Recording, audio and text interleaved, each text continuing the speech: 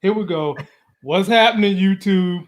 It's Lamont Tyson and the living legend Larry and the first baby of America, L. Ain't that right, L? L Boogie in the house. Say hey, baby. Say hey, everybody. And Man, we have the triple L's in here. We do. Larry, Lamont, and L. We got them. We got them. There you go. We got them, baby. We got them. And we are going to have the baby up here for a few minutes because she obviously likes Marvel. Ain't that right, baby? You like Marvel? Yeah. Look at her. She likes Marvel. Yes, she does. Yeah. See, you got to start with them young, my people. You know? Young. Yeah, you got to start with them young. And they'll start. I'm thinking she might be a good storm. We'll just have to, you have to start preparing her now for it. I think she'd be a really good storm. She'll make a great storm. And ladies and gentlemen, we are in here to talk about Falcon Winter Soldier episode 4. But we just having a little fun with the baby because she's not sleep. Oh Lord, she's not sleepy yet. She's happy. Yeah, she is wide awake. And when people say, "Hey, L," she thinks someone's talking to her. Look at her. Just a grin in. Say, "Hey, L." Hey, L. Hey, L. Oh, good. Oh, Lord, don't laugh at him, L. Don't laugh at his jokes. Say, you only have laughter for daddy jokes. That's all you got laughter for. Dada. What's happening, everybody? How y'all doing out there today? L, it's time for your TV debut to end. Yeah, go to bed, baby. Go bed. Go bed. She's like, no, this is my show. I know. And she keep looking at all the stuff behind me, man. I'm gonna have to keep an eye on her. Peace out, she baby. She change the name. It's about to become the L Gain show instead of the Life Gain show. That's what it's about to be, man. What's up, everybody in the building? Cebology, Zia, D-Weave, Alex, my brother from another, be dropping them good stories. Now, my brother Larry, before we get started, man, my worst fears came true in terms of celebrity deaths this week. We talked about DMX. Larry, what did I specifically say on Monday when we talked about it? Yeah, we knew it was coming, man. We didn't want it to happen, but we knew it was coming. I mean, they said he was in a vegetative state, which is never a good thing. So nope. And so, rest in peace to his family, rest in peace to his kids. He was kind of like a stepfather to the girl that plays on Power. Tariq's love interest on Power, not Diana, the other girl. His classmate. Yeah, Lauren. Yeah, man. Really? Yep. There was actually a video where he went to an amusement park with his real daughter and with her when she was real young, and they was just tripping, having a good time. So I didn't know that. Yeah, I heard, he was big time for kids in his community. Even through all the stuff he was going through, the man had a heart for children, and he did a whole lot of giving back to the kids. So I just want to wish his family well. People that are close to them, I want y'all to hold them close. I know it's going to be some sad times, but keep these people in your hearts, keep them in your thoughts, and we're going to hope for the best with his family and kids, man. Sad. I'm going to take this opportunity to say this. And some people may think it's an inopportune time, but I'm going to say it anyways. Mm-hmm. Don't mess with those damn drugs. That's just really what it is. Don't mess with drugs. I mean, I know some people like to go out there and smoke weed. I'm not talking about that. I'm talking about don't mess with those narcotics. Don't mess with cocaine. Don't mess with heroin. Don't mess with acid. Don't mess with whatever else other hard stuff is out there. Just don't do it. Find some other way to feel good. Find some other way to escape. That stuff will kill you. I'm going to take what he said a step further to say, if you have an addictive personality, don't do anything that's going to cause that addiction to take over your life. And that's anything. Yeah. That's food, that's gambling, that's sex, that's alcohol, that's drugs.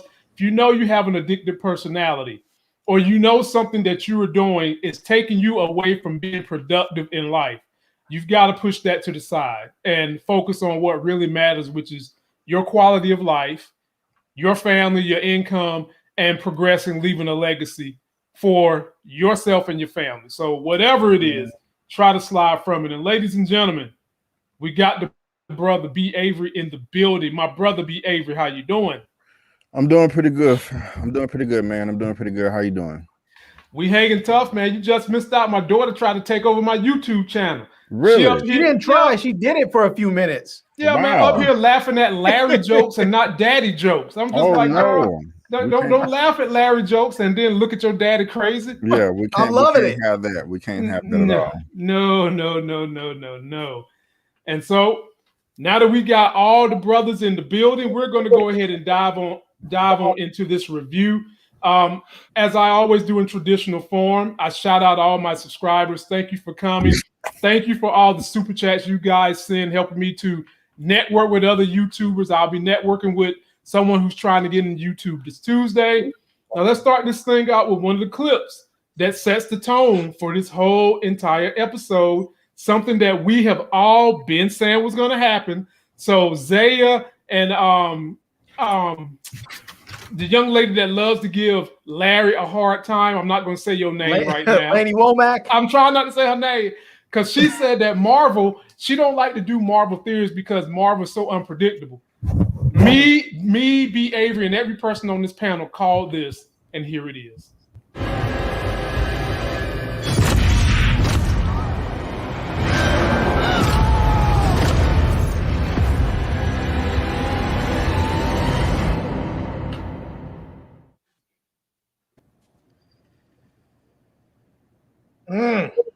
Now, ladies, I really hate this character.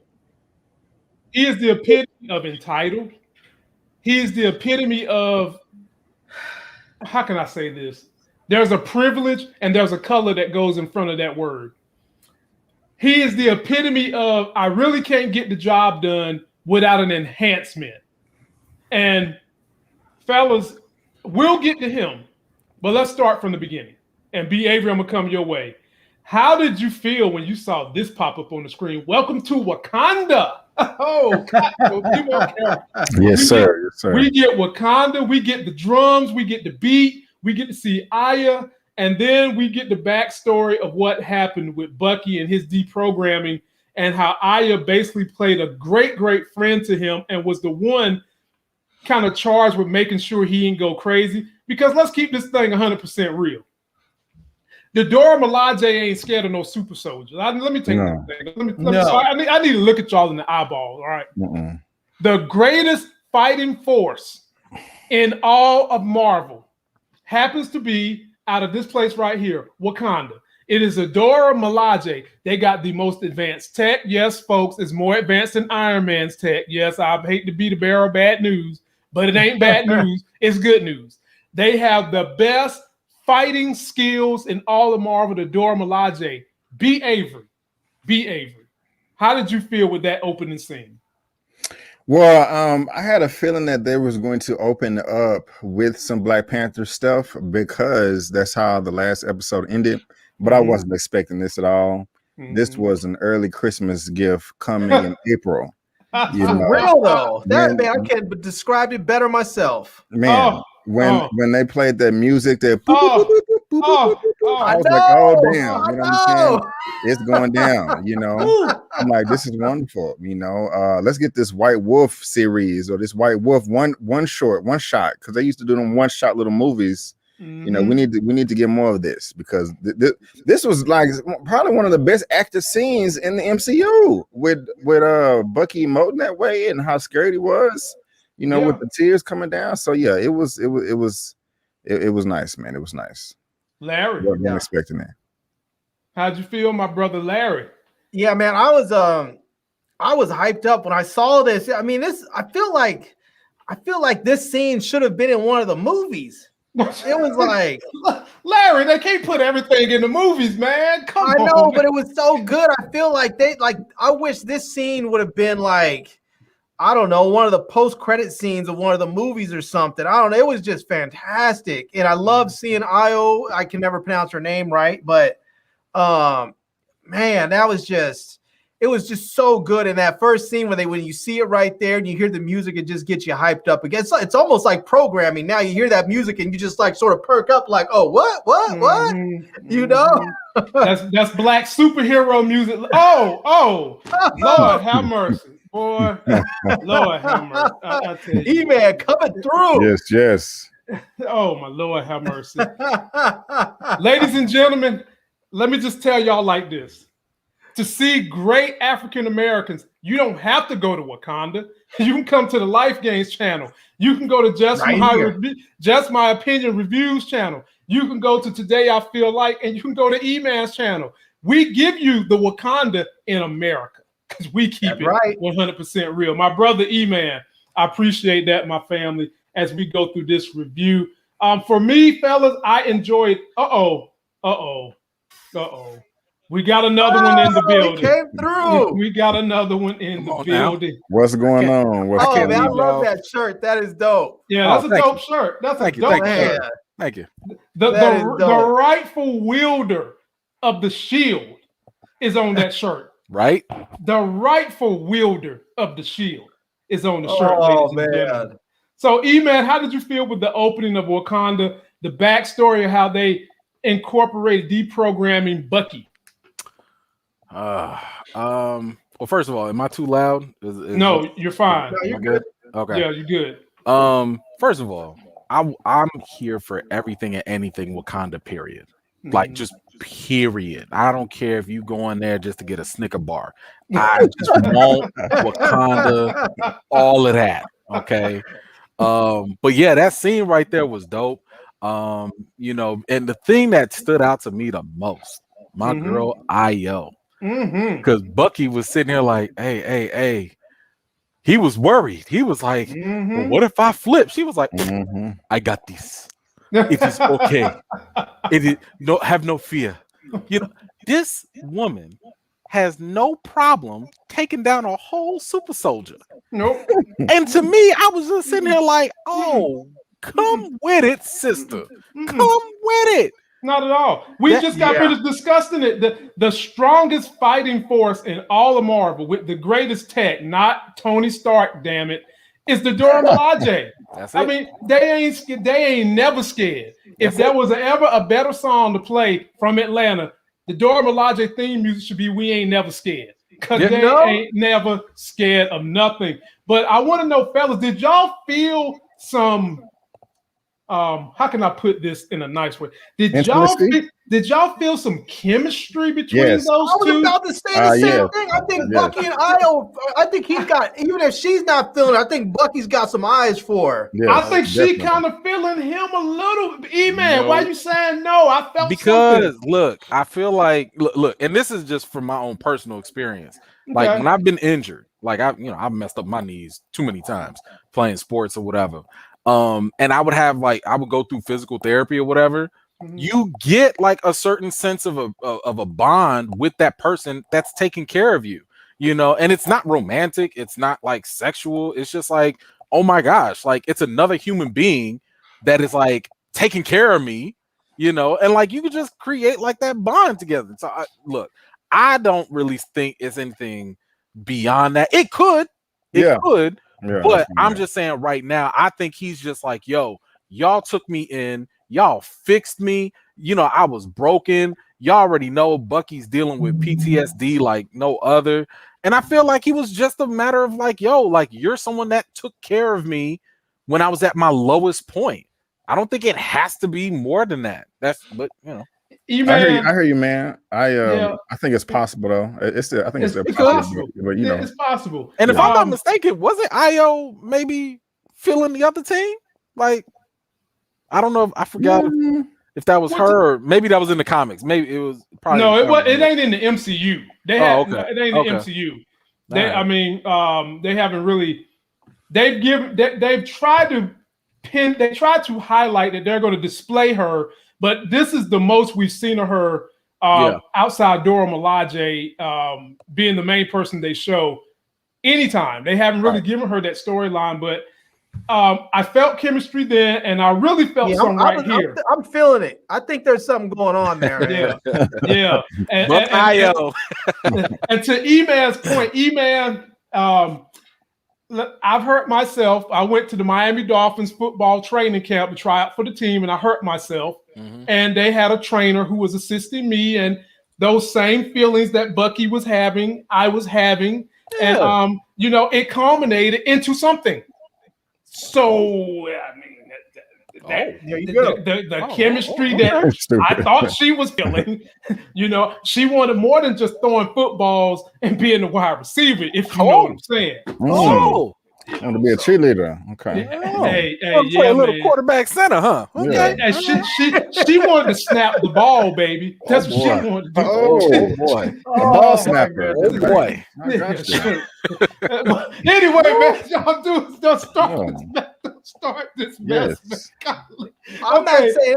All I'm gonna say is, Lamont, is your wife knows how to kill you and make it look like an accident. Bro. So, that's right. That is a hazard of marrying a physician, man. But she doesn't want to give up her babysitter yet, so I think you're safe for a few years. But women have long memories. What up, Ernest? Ernest Holloway, my brother, I appreciate it.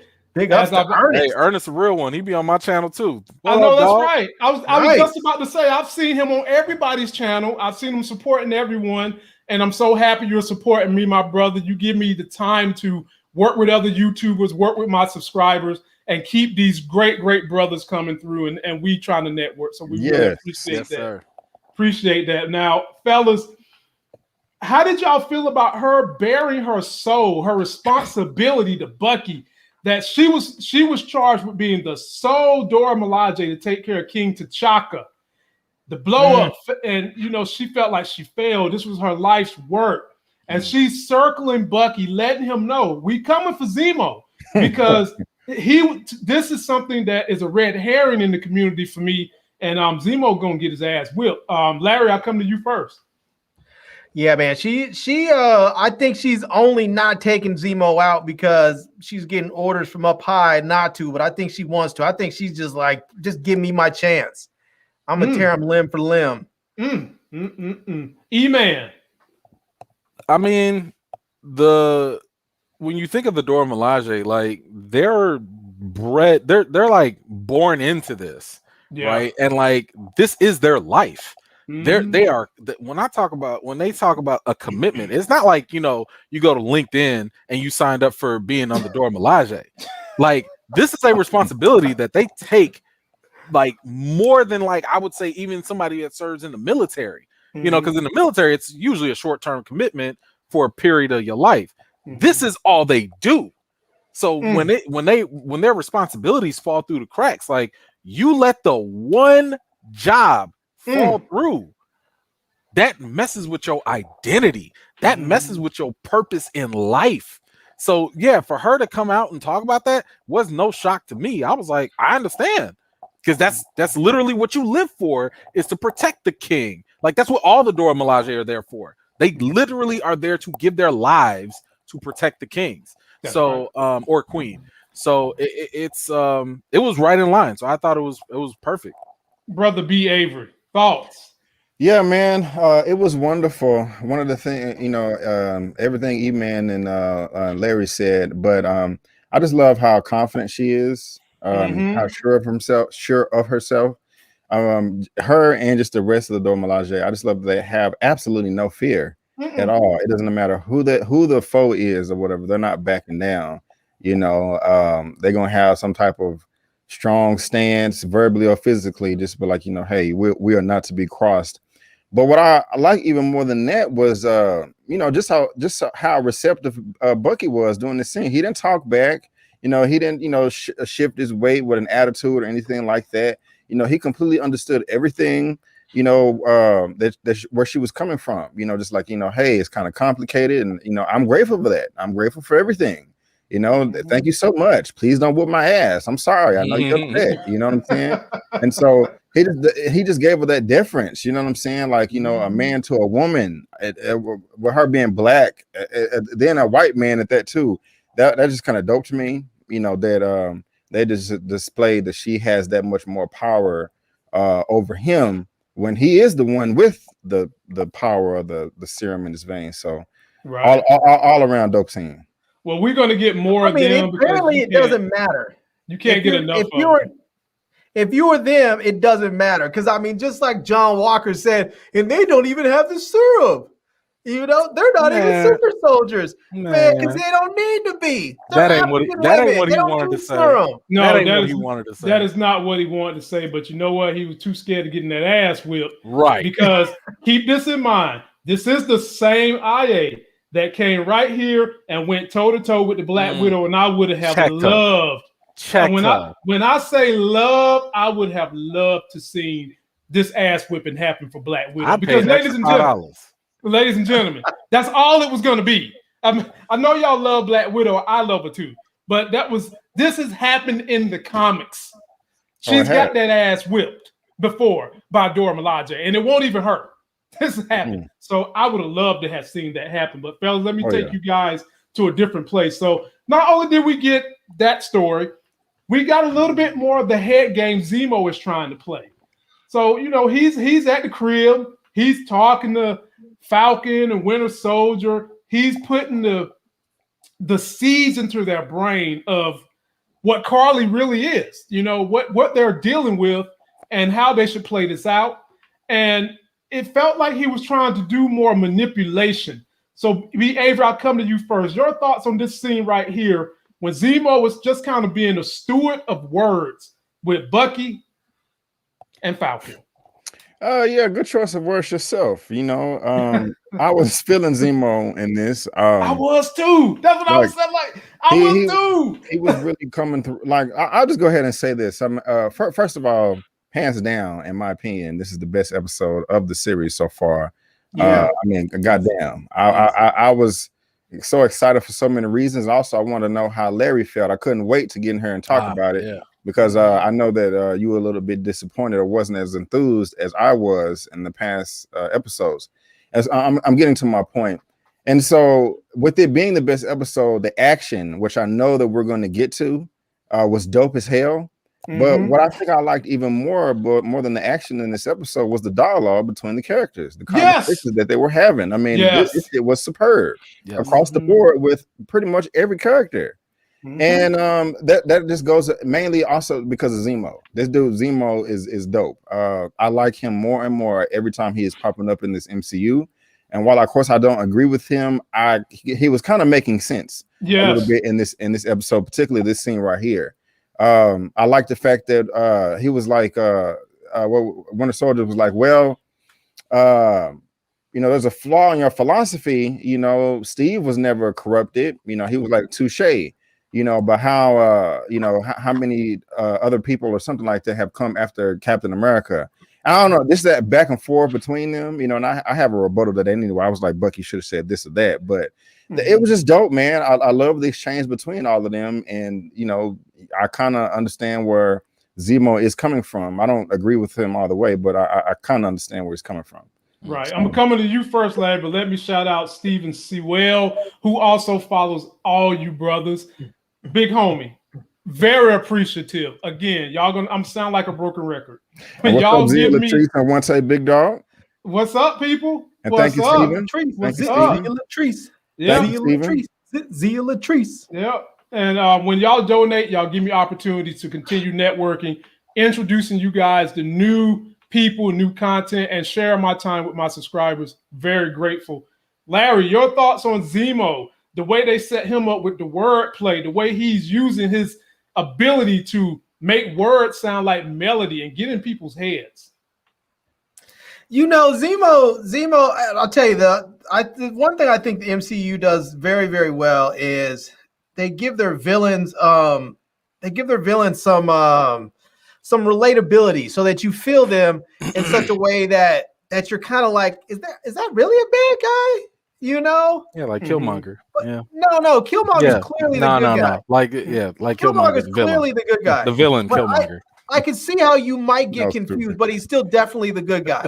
But Wakanda forever. But you know, my point being is that they really do give their villains some personality instead of just some dumb brutes destroying stuff. And hey, you sound like you taking a shot at DC. What definitely, you trying to definitely, you know, but it makes you you know, sort of it makes you sort of want to root for him, but then not root for him because you listen to Zemo and stuff he says, and you're like, well, damn, but he's still a bad guy. But then again, you start understanding maybe why he's the way he is, and you understand how he can get there, and you know, you start thinking, well, damn, under similar conditions, maybe I would have got to the same place he did, you know. So it makes it a little bit more complicated to just root against them, you know. And you know, you just have to remember that they're bad dudes and they will do terrible things. But then we all do terrible things. If you simply look at what the Avengers do from the other end, from the other side, from someone's perspective, they're the bad guys, you know. I mean, you look at America, it's the same thing. We think we're the good guys. But if you're a little kid in Iraq or Afghanistan, you're looking at us like we're the evil empire. Right. You know? I mean, I was talking to some friends one day and I told them, I said, they were trying to use some Star Wars analogy. And I said, if we use the Star Wars analogy, I was like, we're the empire. And those other folks out there, they're the rebels. Mm-hmm. You know? I was like, that means we're not the good guys. And it becomes confusing sometimes who's good and who's bad, by the way, the MCU presents their villains. And I love the way they did Zemo in this. I think he's funny, he's smart, you know, he's very slick. He knows when to keep his mouth shut, you know. And I like him. Yeah. Zale Latrice, extremely grateful. Love your super stickers. They always make me feel super. So, E-Man, how you feeling about Zemo? How you feeling about his wordplay? Because that's how he's trying to sharpen that knife. Here's the thing. I don't think he was playing anybody here. I think he was just being truthful. I think that is his philosophy and his mindset. When at any point so far has Zemo lied? Like on the plane, he didn't lie. That was just how he viewed the world. When he was talking about supremacy, he's not lying. Like when he compared Ultron, the Avengers, and Nazis, there's some truth to that, you know, because at the end of the day, even though they might go about things differently, each group all believes that they know better than other people. That's exactly what Civil War was all about. If you really think about it, in Civil War, the Sokovia Accords, where all these countries agreed, all these countries in the world were like, this is what we want. And the Avengers was like, nah. Why? Because they thought that half of them anyway. I was going to say. You know, half of them thought that they could do better for the world. Well, let me say this to you, E-Man. Zemo also said that there has never been another man like Captain America. Yes. And in Civil War, Captain America was deflecting the Sokovia Accord, right? Yep. So if he's been like the next coming to Jesus, why would anyone be against what Captain America wants to do? I feel like that's a whole nother conversation. Okay. Okay. And if you want to go there later, I'm with you on it. Okay. Because I think there is a lot of depth that can go there, and to compare and contrast that to Sam. Because I think that's eventually where we're going to go. But for Zemo, you're right. He did talk about the fact that, Cap was an exception. And that was like the only flaw in his thinking, right? His flaw was thinking that the serum was just going to give everybody and anybody the feeling or mentality of superiority. But obviously, that's not the case with Sam. And to a certain extent, it's not really the case with Bucky, even though Bucky does have his own problems, you know, because Bucky will. I think we should also talk about the fact that there's a recurring theme that's going on about the means justifying the ends. And every one of these characters are displaying some aspect of that. Zemo has his own means and ends. Sam has his, and Bucky has his. I'll break that down later in my own video if anybody wants to go deeper with that. But Zemo's point, the flaw in his thinking is just the fact that, and you've brought this up, Lamont, Steve has the perfect chemical balance of this soldier, of this serum, Yeah. So, but then you also have to think about the fact of like the serum in itself enhances whatever's already there. Right, so yeah. I think part of like what Zemo missed out on is the fact that yes, everybody's got a derivative of the serum and it's bringing forth all this stuff. But I would also argue that this could be more of a human condition, where human beings, we all have, opinions and thoughts of what is right, what is better. And maybe this is just a human flaw that is being enhanced, and not just, oh, because I got this super serum, I'm feeling it. Maybe it's just like, yo, if any one of us had the power, if we was all trillionaires and we could just do whatever we want, who's not going to use their money to influence something on some level? So I don't know. I think it's an interesting conversation that Zemo's bringing up. You can go with it in a bunch of different directions, get philosophical with it or whatever you want to do. But I just love the fact that they're bringing these nuggets in there because, I used to study philosophy, so it was always something I love to engage in personally. And Carly has the same issue, E-Man. Yeah. The ends justify the means. Yep. Go ahead, B.A. Yeah, and I was, good points, both of y'all. I was just gonna say, it's weird. I kind of respect Zemo more because he just really has a code and he sticks to it. Given what he destroyed later on in this episode. Yeah, I don't know what we'll talk about. I mean, he really does. I just love that about him. Just that his code. And one of the rebuttals I would have with him going back to Bucky talking about there has never been anyone like Steve since Steve is there's never been an opportunity either. That's true. That's true. So I would have used that as he should have said, I don't know, he should have said something like that, or like Steve was never corrupted. Well, yeah, Steve has never been corrupted, but yet he's part of the group that destroyed my hometown, my country. And what did we get for it? You guys put out the fire that you started. But you get praised for it and called heroes, but the fire still burnt down my house. And we haven't got our reparations, for that. Even though he technically doesn't need it because he's a baron, but technically, there has been somebody that's been just like Steve, and that's Sam, but he just hasn't had the serum. So. Right. Well, hey, and the serum that they have, unfortunately, is not a perfect serum in the same way that they gave to Steve Rogers too. If we're going to take every little nugget into place, the way Rogers' serum was assimilated into him was totally different from the way this one was assimilated. This one, you just basically shoot the thing in your arm. Rogers had to go a little bit more deeper than that, but that's another discussion. To be fair, the Nagel said that he did optimize it. Right. He said, like, oh man, we don't need to go through all the big clunky machines. It ain't gonna beef you up. So I'm gonna give him the benefit of the doubt and assume that he did perfect it. Right. So let's just say he did perfect it. But that other component is equally as important. You could have the perfect super serum, but if you give it to the wrong person, that's the problem. So maybe these other people do have it, but they are not the right people. That's why I believe that I'm gonna have to go. Okay, I'm gonna have to go out and say then that's not the perfect super serum, because I feel like the perfect super serum then is not gonna have to only change you physiologically, but it's gonna have to change you psychologically as well.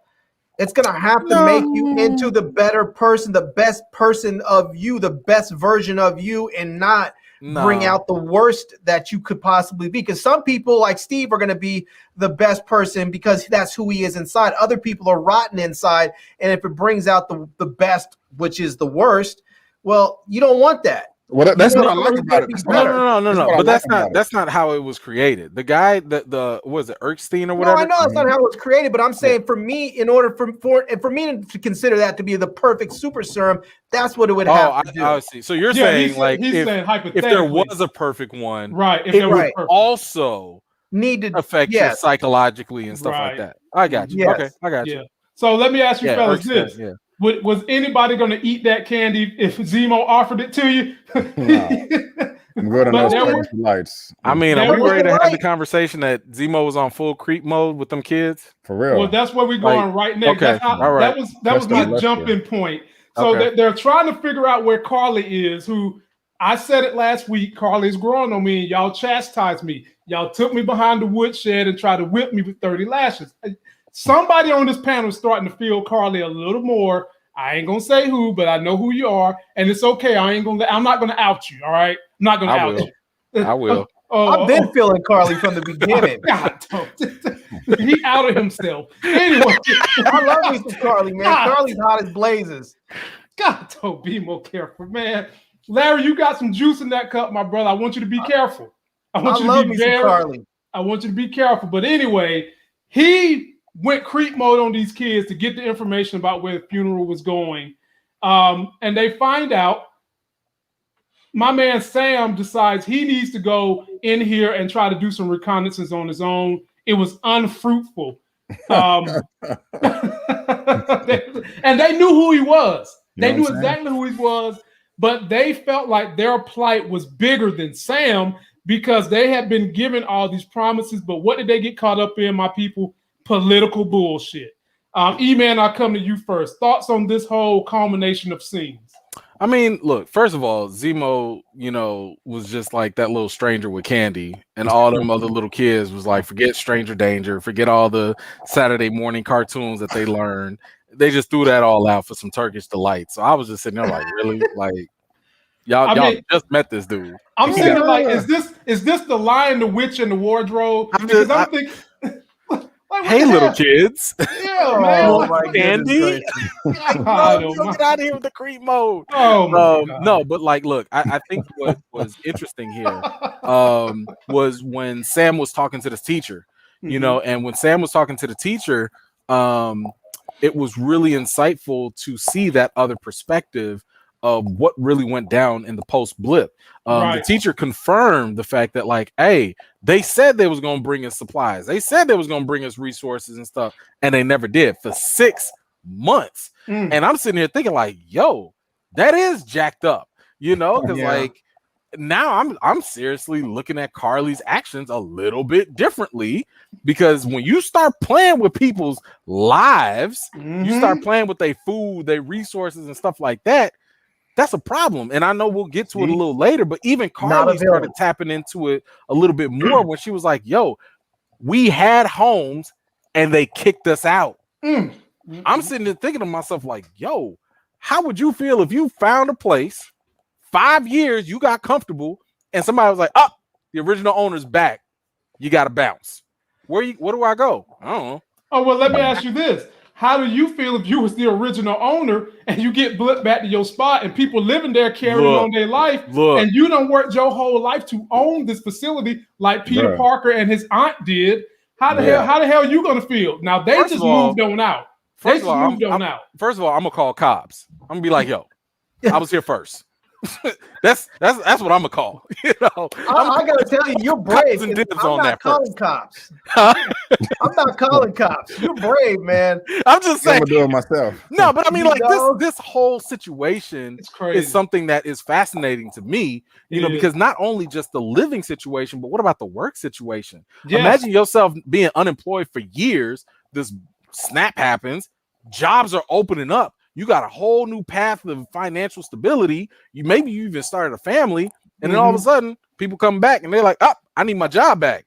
Wait a minute, like, or so what about am I all the supposed people? To go? So, and what about all the people that remarried or something like that? That's complicated. Damn, it's a mess everywhere you look. But awful. I mean, remarried and Mike done had children. I guess you're going to be a real huge extended family at that point. Nobody's wrong in the situation, right? And that's what I love is the fact that nobody is wrong. There are no right or wrong answers. We don't even know how to answer this. We've never had this. You know what I'm saying? Like, how are we supposed to sit here and be like, well, technically, 1952 when the blip happened? Like, we don't know, But it's a fascinating, new and unique situation that is going to have, well, in the MCU, real world implications. And I'm just sitting here for the ride. Like, I don't even want to judge nobody, to be honest with you. I don't even want to sit here and be like, y'all wrong. I'll be like, well, can't be me. So that's how I felt about it. I'm going to come to you next, but let me just shout out. We've got 120 people on this stream right now as we speak. Please, everybody, go give us a thumbs up. Hell, if you want to, you can thumb it down if you want to, but I prefer you to thumb it up and let everybody know, man, you've got a talent of great young brothers on this stage right here on this platform. And we're going to keep coming together, making sure you guys stay entertained and informed. Please like us, subscribe to our channels. B. Avery, it's your turn, my man. How did you feel about this creep giving out candy and the kids just like, damn, no stranger danger? And then the conversation where Falcon was enlightened about the plight that these people are going through. Yeah, the stranger danger thing was weird, but he was able to pull it off. I hate to praise him for this. Like, oh, you do a good job of luring kids in, but, he did a good job, I kind of feel weird saying that, but he's an effective tool. He knows how to communicate and fit in where others may not fit in.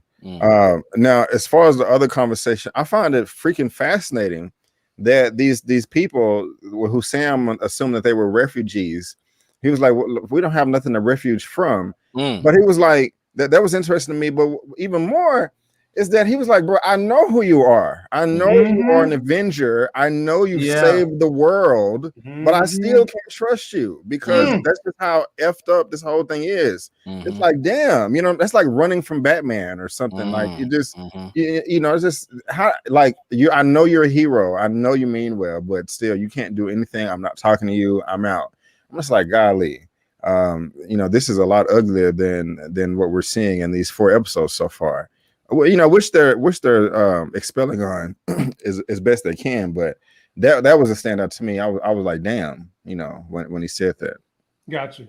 All right, my brother Larry, you get last dibs. Yeah, man. That scene with Zemo, I actually saw this a little differently because oh boy. No, hear me out.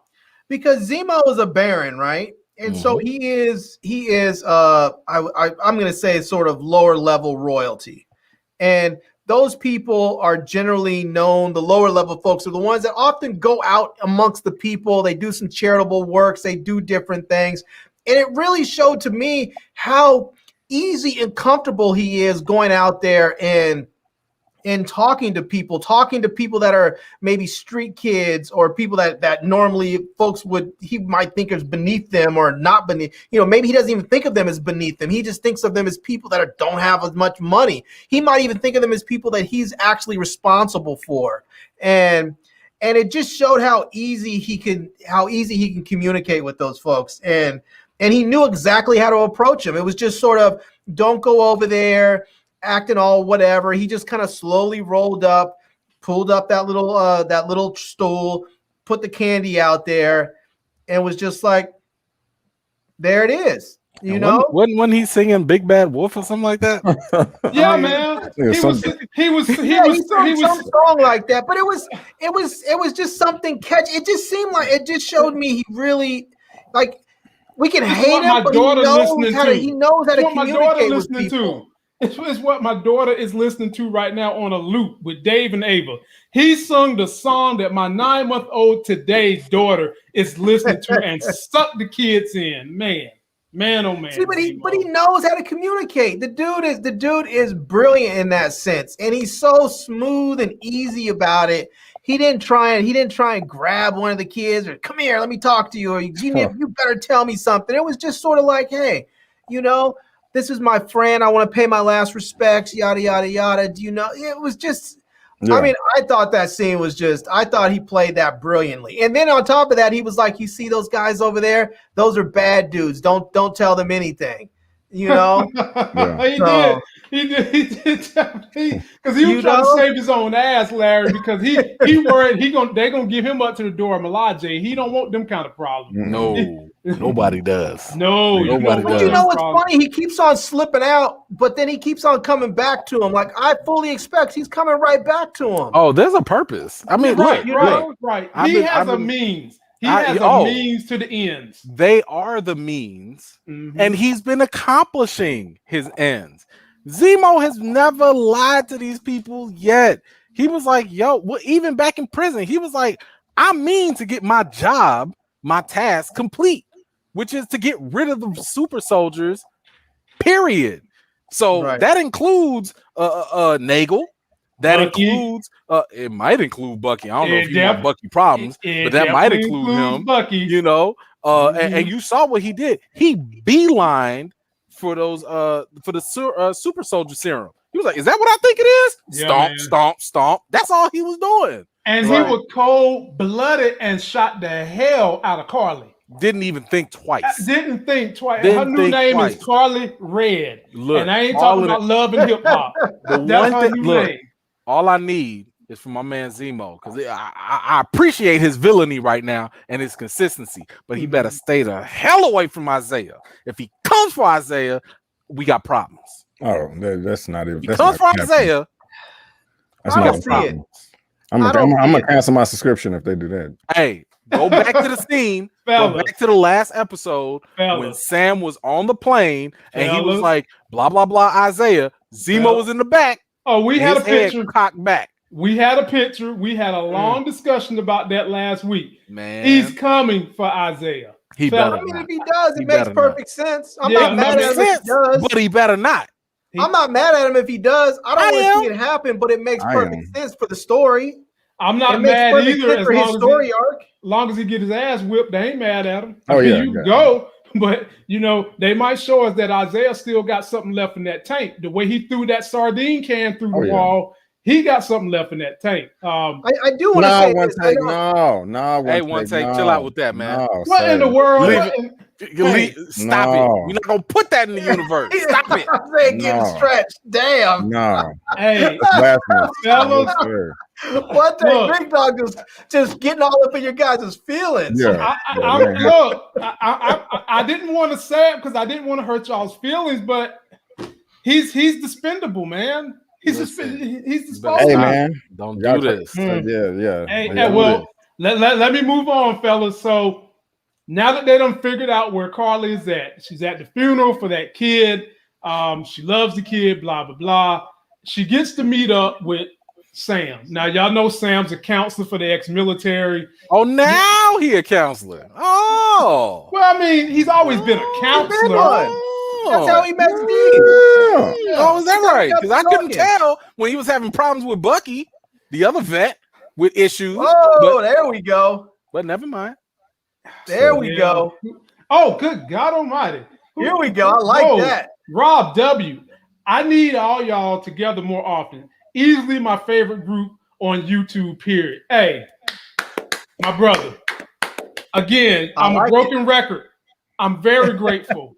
And when y'all give me super chats like this, you allow me to free up time to get with these brothers, strategize how we can do more things together, get with you guys, my subscribers, on how I can help y'all be more informed, more entertained, build something, and keep this thing going. So I'm very grateful for that. Shout out to my man, Rob W. Stick with us, man. We're going to be getting together a whole lot. We all love the MCU, and some of us do like DC, and we do have some other stuff we cover. So stick with us. Stick with us.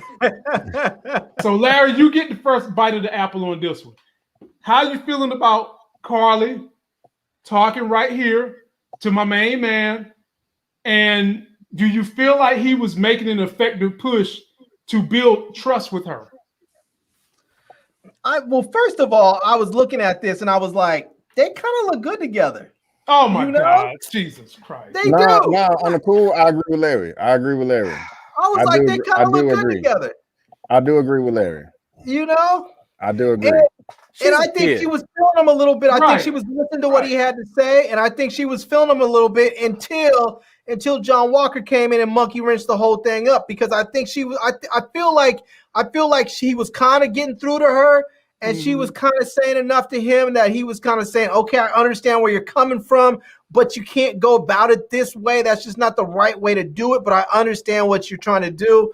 I feel like they were kind of trying to get to one accord, and then John Walker just effed it all up. But they still look good together, and I think there might be something there. There might be a love connect. For me, it looks more like, maybe brother, sister, or maybe father, teenage daughter. I don't know. E-Man, what you think? Not nothing. Like, she literally said, "Don't talk to me like a kid." That's because she is a kid. Like in comparison, because she's like, I'm a grown woman and I want you to see my womanhood. That's what she's saying. Larry. No, Larry. That is not what she's saying. That's what she's saying. She's like, look at all of me. She's like, look at all of me. What Larry tried to say is she was a kid, but when she took that Super Soldier Serum, she's a woman now. That's what you're trying to say, Larry? Yeah, there you go. I'll roll with that. There you go. Look, I mean, usually actors try to play younger than themselves, you know? So, like, in real life, she's like 22, I want to say. So, she's probably playing an 18, 19-year-old or something like that. But whatever. That's neither here nor there. Like I was saying earlier with Sam. I mean, like I said, this is what I wanted from Sam from the jump. This is what I wanted from him with Bucky, because he literally specializes in dealing with veterans with trauma. Bucky is a veteran with trauma. So when they try to drum up all this drama between them, that they just hate each other and they're just this, and I'm like, what? This is so contrived. Y'all just made this up just to have comedy in there, but it doesn't make sense because Sam, of all people, knows how to deal with this. He knows how to deal with that. He knows that Bucky is probably sleeping on the floor dealing with PTSD. He understands that all that stuff is happening. You know, so that was why I had an issue with that whole therapy session and all that stuff. I'm like, yo, Sam, this same approach that you just did with Harley, you could have been doing that with Bucky. You could I mean, but you really felt like they tried to present it that Sam and Bucky kind of hated each other. I always thought like they did, like that was all very, very sort of like half-hearted, like they really did like each other. They just didn't want to admit it. I mean, to me, like it was cool. It was funny in the beginning, like in Civil War when they were first really getting to know one another. I mean, come on, that was like on some weird. It's not like they just met up and was like, "Hey, what's up? I'm Sam. Oh, I'm Bucky." You know, like it wasn't like that. So it was like their pairing was awkward to begin with. But I'm sorry, after y'all fought together on the same side, and y'all fought in like 2 wars, the Wakanda War and the Endgame War, like. What y'all still come on now? Like people, when you save somebody's life, you fight arm to arm with them. You mean to tell me that you still got time for little petty grudges and stuff? It's weird. I don't know. To me, I just don't think they fostered that dynamic well enough for me to think that it's believable. I'm not saying it's impossible for them to have issues and stuff. Sometimes it works, like the whole car seat thing. Fine, that's cute. It's funny, haha. But everything else is kind of like y'all can. And even Bucky was like, "We're not partners." Yeah. Really? Y'all literally are doing a mission together, right? What are you talking about? He literally saved your life in the first episode. He did. What are you talking about? Behavior, get in here on this one, my man. Yeah. I think we all had our quarrels about their relationship on the first episode. We all got together. Every last one of us was complaining about that little damn relationship. And shout out to my man Ryan Collier. We appreciate you, my brother.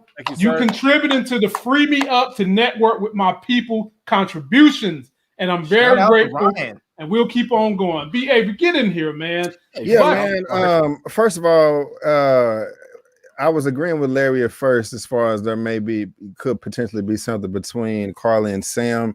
I think she's of age. I mean, I know she's younger in real life, but I don't think she's 18. I think maybe she could be in the lower 20s. You know, I'm not hoping for it, but I wouldn't be mad if later on.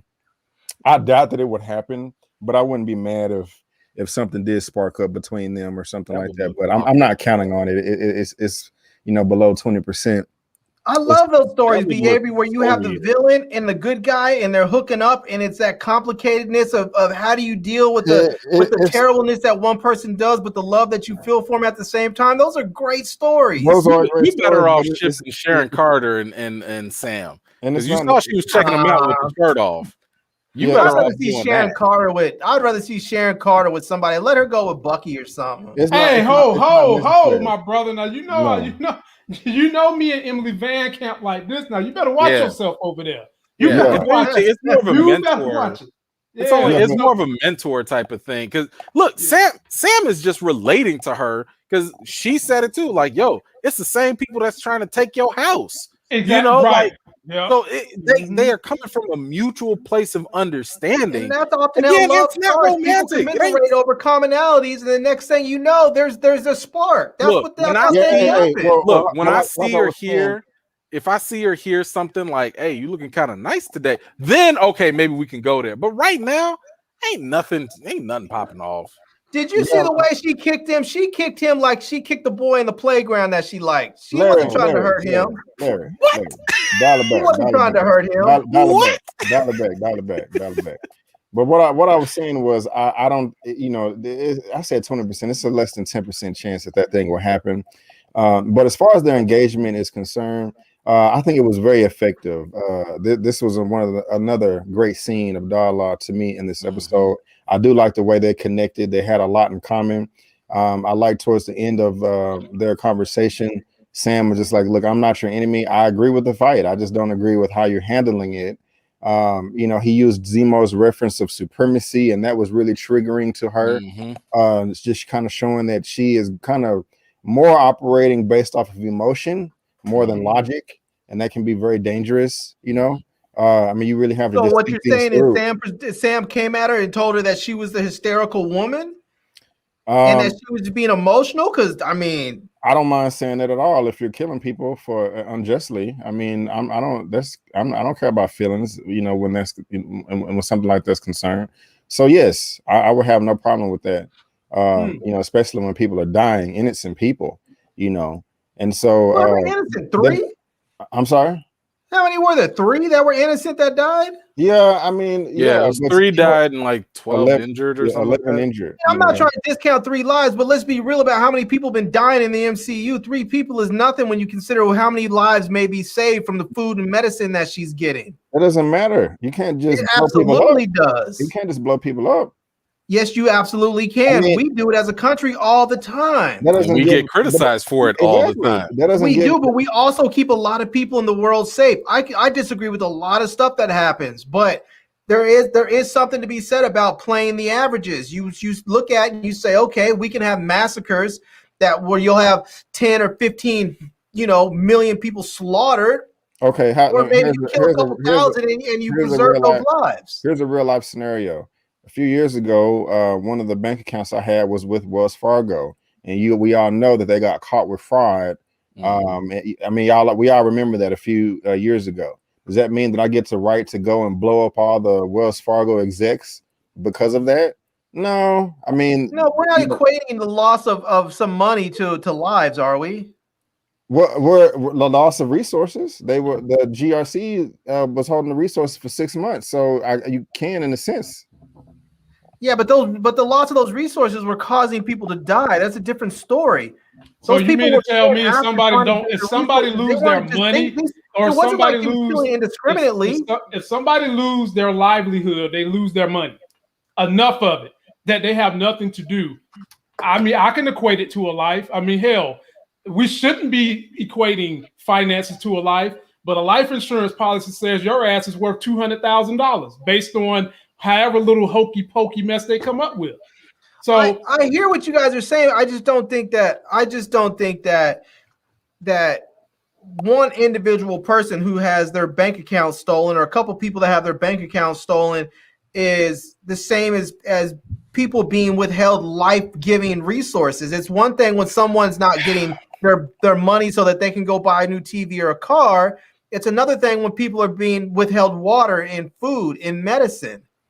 What about the health? Look, I think the what makes that argument, because it's a utilitarian, philosophy that you're coming from, right? Like what's the greater good? If it means sacrificing 2-3 people for the greater good, so be it. And I don't know how people want to justify that. Some people are utilitarian and they just think that that's okay. That again, the ends justify the means. I think if we really want to make this realistic, all of that changes when you start to actually know the people. Because it's easy to sit here and be like, 3 people died. You don't know those people. But what if those 3 people were your immediate family? Does that change the whole situation? Does that change the circumstances now? Does that change your point of view now? And I think it does. Because I'm sorry, personally, I'm not going to be like, oh, well, my 3 daughters, are gonna die. But hey, it's cool because it saves America. Screw America. My daughters come first. You know what I'm saying? So that's kind of like where the argument. It doesn't change the calculus for me. Because I mean, it's just my dad was a cop for 30-something years. I knew every time he went out there, there was a risk that something happened. Stay on mission. I am staying on mission. I'm answering his question. I'm telling him that. I get it, but my point with you is you went off mission, and now you're about to go 2 more minutes longer than what I would like for you to go. Stay on mission. Keep the answer short so that we can get out of here at a decent time. That's all I'm saying. And shout out to First. Thank you for the $20. Greatly appreciate it. We appreciate you. Now finish your point, Larry. Keep my answer short, then, E-Man. No, personalizing the loss for me does not change the calculus. I fully understand that sometimes you may have to endure personal loss in the pursuit of the greater good. Sometimes we have. My dad served. I served. Sometimes you put yourself in harm's way, knowing that it could come to a catastrophic loss, and you don't want it to, but it could. So no, it doesn't change the calculus for me. Okay. And just real quick, the scene was dope as hell. At first, I was gonna say that Sam needs to practice his ninja skills because he was caught, but I do like that he just showed up and was just like, "I'm not a threat. Let's talk this out." Like they eventually did. That's dope. And just I know you're trying to move on the month, but I just have to talk about what led up to this. Mm-hmm. Where Baltimore not Baltimore, Battlestar and Walker confronted Bucky and them in the street. Yeah. I love that scene in the street. Yeah. It made so much sense. I completely understand where Walker was coming from. Just like, guys, what the hell, man? Like, you're breaking this dude out of jail, and he's like, well, I know where Carly is, and he's like, okay, well, tell it where, and he's like, it was just a dope scene, like I putting myself in Walker's shoes. I was like, okay, I would be doing this, even though he's a douche and nobody likes him. If I was in his shoes, my energy would be exactly the same. I mean, he wasn't wrong. It's just that Sam had a better idea, which was, hey, let's de-escalate the situation. Right. And I like that Battlestar was like, well, wait a minute, John, let's talk this out. If Sam can talk Carly down, that's possibly the best option. So, but haven't we been saying that most of all Walker's big decisions, he gets solidification from Battlestar? We've been saying that for weeks. Well, Battlestar is his magical Negro friend. So, can I ask a silly question? Why is it that Battlestar still needs to wear his last name on his plate right there on his armor? I mean, maybe that's military standard. I don't know. Maybe that's GRC standard at some point, right? I mean, the dude died. He's up there with drool and blood dripping out of his mouth, and he's got this big ass Hoskins on his. I'm like, well, I don't understand that. Well, I got some hot takes. I got some hot takes on that when we get there. Let me ask y'all about this. So they got this plan. Sam calls Sharon Carter, who has that tracking satellite following John Walker. Why did they show us this, Larry? Because I think it's a deeper point than just to be tracking John Walker. Oh, I think it's just another hint that she's the power broker. No. It's just another hint that they're giving us, showing us how easy she can move, how she has the power to broker different things, like a satellite. God, God. Oh, you need a satellite? Cool. Guess who can make that happen for you? The power broker. Avery, I'm going to you because I don't even want to hear what E-Man got to say. I don't even want to hear that foolishness. I didn't even say that. I definitely don't think that she's a power broker after this episode. I would, again, like I said before, I would be disappointed if she was. I don't even really care about the power broker anymore with the way this episode ended, to be honest with you. What? That's like a third plot point to me now. I'm more concerned with some other stuff. I don't know why they showed the scene though. I don't know. I forgot about. I was so focused on other stuff than Sharon in this episode. I mean, she was cool. I don't got nothing against her, but I'm just. I don't know. I have no idea why they showed this. I think they just wanted to keep her in our mind. I think they were just trying to keep her on the forefront of our mind. I definitely agree with that. I definitely agree with it. E-Man, thoughts on Sharon Carter still popping up? So for me, I was sitting here more intrigued at the fact that she's walking through a mob of guys Exactly. that clearly, like, Yes. I'm assuming either work for her or work with her. Good point. And I'm like, these guys also kind of look like the bounty hunters that came in last time. So I'm sitting there thinking, like, I feel like she might be brokering some deals. Oh no, powerfully. Okay. But here's the thing. And let me throw 3 options at you. She either is the power broker, which maybe it could be misdirection. It could be the whole Marvel gender bend thing. Maybe. I think it's a little less likely, but it's possible. Second option is she could actually be working for the power broker. I think that's it. One rumor that's been out there was that Zola was going to come back. So that little computer dude from Winter Soldier, he might be the power broker. Maybe. What? Who knows? Because the actor is supposed to come back in the show, so some people are speculating that he could be the actual power broker all the time. I'm not mad at that. Maybe if she's not the power broker, then she's still working for the U.S. government. This whole thing about the third option, right? Back in, no, I don't think she's not ever working been for out. the U.S. government because she already said she was exiled or she can't go back. Yeah, I don't believe that. But I do believe it. But I think that the third option is she could be working for Sword. And not the sword that we saw before, but for Nick Fury's sword. So because think about it, in Winter Soldier, who's the number one person to help you get off the grid? She said that the Avengers weren't there for her, but then again, Nick Fury could be. Nick Fury knows how to help people escape, get out of there, cover their tracks, and maybe if Nick Fury's sitting on a whole spaceship, and I'm sitting there thinking like, yo, if you got access to a satellite, and if you're not the power broker, maybe you have access through Sword, who is in space. Maybe. So that's what I'm saying. It could be 3 other possible options. We just have to see. I'm not putting my money on any of them. I'm just speculating and throwing it out there. Now, it could make sense to me that she's working with Nick Fury because when Nick Fury was claimed to be dead in Winter Soldier, who was in the room within 2 minutes helping assist Captain America as they were getting? She was. Exactly. So I would love to see that scenario because I don't want to see Emily Van Camp go bad. However, I do think that this could be a situation where Thunderbolt Ross is working behind the scenes, putting his little team together, and she could be the person in between all that. I don't want to see that happen, but I think it could be. Beaver, I'm coming to you for this one. Pretty telling story right here. So we figure out where they're hiding the Super Soldier Serum. They're hiding it under this brother's granddad, who was kind of a supporter of the Flag Smashers crew. And she grabs the Super Soldier Serum, and during this talk, which was some more good dialect, he recognizes they're talking about white supremacy, neo-Nazis, and all that, and how he loved Captain America, how Captain America stood up to that, and how different heroes need to have a face that represents them. And they basically started alluding to the fact that she could be kind of this new hero, this new vision for people.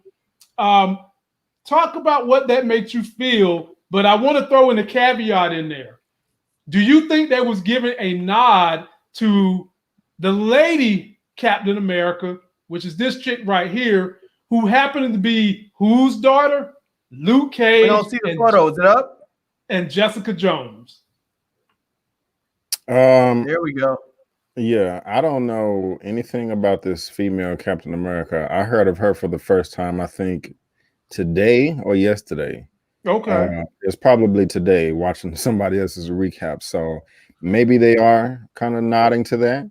But as far as this scene is concerned, it was just another dope scene. I was really wondering, I'm like, man, they're giving this no-name character a lot of words, a lot of dialogue. I wonder why. We find out later why. But I feel sorry for him. I mean, since Captain America was his role model and he looked up to him and having so much respect, that just kind of just goes to show that he really does see himself in this situation, this scenario, as the good guy, not the enemy, the protagonist, not the antagonist. He's trying to do good for the people. He feels like he is Captain America. He's trying to live up to that. And so, that's just, interesting to me again, that one person or group is, to some people a terrorist, while to other people that are like a freedom fighter. And you know, it just, yeah, you know, it's unfortunate how things turned out, but you know, I felt for him, you know, with how he felt about everything. Gotcha. E-Man, thoughts on this scene? Nothing. Oh. No, I mean, like, I didn't think it was that deep. I think this was more foreshadowing for the final scene of the episode, which I'm sure we'll get to. You know, the fact that the guy was saying that he looked up to Captain America, that brother right there. I think this was just more foreshadowing of that. Personally, I don't think Carly's gonna make it out this episode alive. So, or out the series. I don't think she will. I think Zemo's gonna put her down. You know, like I said before, you cannot have too many super soldiers running around. It devalues the whole thing. I think all the flag smashers are going to die, and I think she's going to die at the very end. She's not going to make it.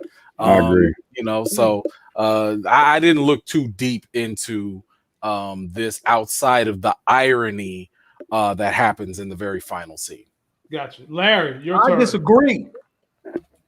I think she's going to survive. And I think that Sam's gonna save her, and then in one of the future movies that comes out, she's gonna pop back up and save Sam. Oh, okay. But I'll save it for when we get there, because we are about to get there. So I'm gonna move on beyond that. I'm gonna save it for. There is a conversation I want to have about them when we get there. So let me just move on. So next week, we kind of talked about this already. But this is when Zemo and all the crew are coming together, and this is when Walker and Battlestar Buckwheat find the crew. And they're just kind of like, why did y'all break them out? They're asking all these weird questions. E-Man, talk about this dialogue and what you thought they were building upon in this scene. I think this was like really a way. Okay, so for me, this entire episode is slowly and surely showing us the contrast between Whack Walker and Sam, right? So like we're really starting to see like how they contrast one another in their approaches and how they would be as, you know, the Captain America. So clearly John Walker is like brash. He's, you know, to the point he wants to just jump right in and, you know, knock heads and ask questions later or whatever. And Sam is like, yo, like we need to de-escalate the situation. We need to like go in with a much more calm approach, etc. And it's kind of like this is definitely setting us up for the eventual turn, you know, for Walker. Because like Walker is just kind of like without without Hoskins or whatever, he's not that like the dude is unhinged. You know, like that was his if I should say, well, I'll say that for later. But I just think it's more about a difference between the two characters and just showing Sam being more level-headed about stuff, and Walker's just this ain't for him. Okay, Larry. Yeah, man. First of all, just shout out to Zemo's fashion, man. Dude's walking looking like the White Shaft. Coat is on point. Yeah, man. That thing is on point. Yeah, I can't front on that, bro. And that belt right too. Yeah, one thing that I noticed is after they all talked and they started walking off, Zemo was walking in front of them with all the rest of them behind him, like he was leading the pack. And I just, you know. It just did. I think just that whole sort of positioning just said something about where he's standing in the pecking order of all of them, you know. Okay. But it you know, I don't know, man. This scene was kind of cool. I was looking at this scene and sort of looking at some of the other stuff going on around him. Like you see the dude in the background sort of looking at him. And when they show people up on like there was like a bridge and some stairs and you saw people sort of watching them like, wait, what are these? Why do you have these Avengers and Captain America and whoever else out there? And you don't see anybody coming up to him trying to speak to him, but they were all definitely kind of looking and watching and, you know, It was just an interesting dynamic. It was just interesting to see how people sort of view them. You know, B. Avery, talk about it. You got that little kid looking over Sam's shoulder, like, oh, okay. Yeah, pretty much. You know, just echoing what I said earlier. I completely understand where Walker's coming from. Just like, what the hell? Why are you letting this guy out? What's going on? What's the plan? Even though I don't like him, he was asking all the right questions that I would ask if I was in his shoes. But something that just stood out to me, if you look at Sam right here, excuse me, is that, he's so vulnerable because he's on this mission walking around with really no weapons, no wings or anything like that. He's not a super soldier. He doesn't have the shield like Walker does. So I like that he's just like, I don't necessarily need it. I would do better with it. But, I don't, Bucky has an arm and, the serum. And so I just like that we're seeing Sam walk around, not suited and booted in his uniform all the time. I mean, technically, Zemo ain't got nothing but a gun. Zemo keep a good damn handgun somewhere. I don't know where he be pulling these guns out from. He got that golden pistol. Yeah, he keep a good damn handgun. Shoot. So I'm with you with that because Sam is confident in who he is. This is also a contrast of confidence. Sam is well confident and I don't have no powers. It's just grit, tenacity, testing of fortitude. Whereas Walker, on the other hand, he's just stuck being the low man on the totem pole trying to live up to Captain America, and he's not handling it well. And that's been evidenced by this scene we're about to take a look at right here. Do we know where they filmed that at? I have no idea. Prague. They did? In Prague? I think so, because I know they were that's where the delays were. Okay. Back in like 2020. So gotcha. All right. So we headed to this funeral. We know where Carly is at. She's at this funeral. Again, they're going to try to take the Sam approach. Sam go in, talk to her. Walker decides, you know what? F this. I'm going to tie up Zemo and I'm going to put you on a time limit. That's what we're going to do to you. We're going to put you on a time limit. He has a unique dialogue with Bucky, and I'll let one of y'all recap that dialogue. But amongst all that, it breaks down. Zemo gets free. He's slipperier than a paint of oil. Gets in there, pulls out the gun, shoots Carly. Next thing you know, he finds the Super Soldier Serum. And in true Zemo form, he just starts stepping on it to pieces. B. Abraham, coming to you first. Your thought on this whole entire funeral, the melee, everything going on in this scene.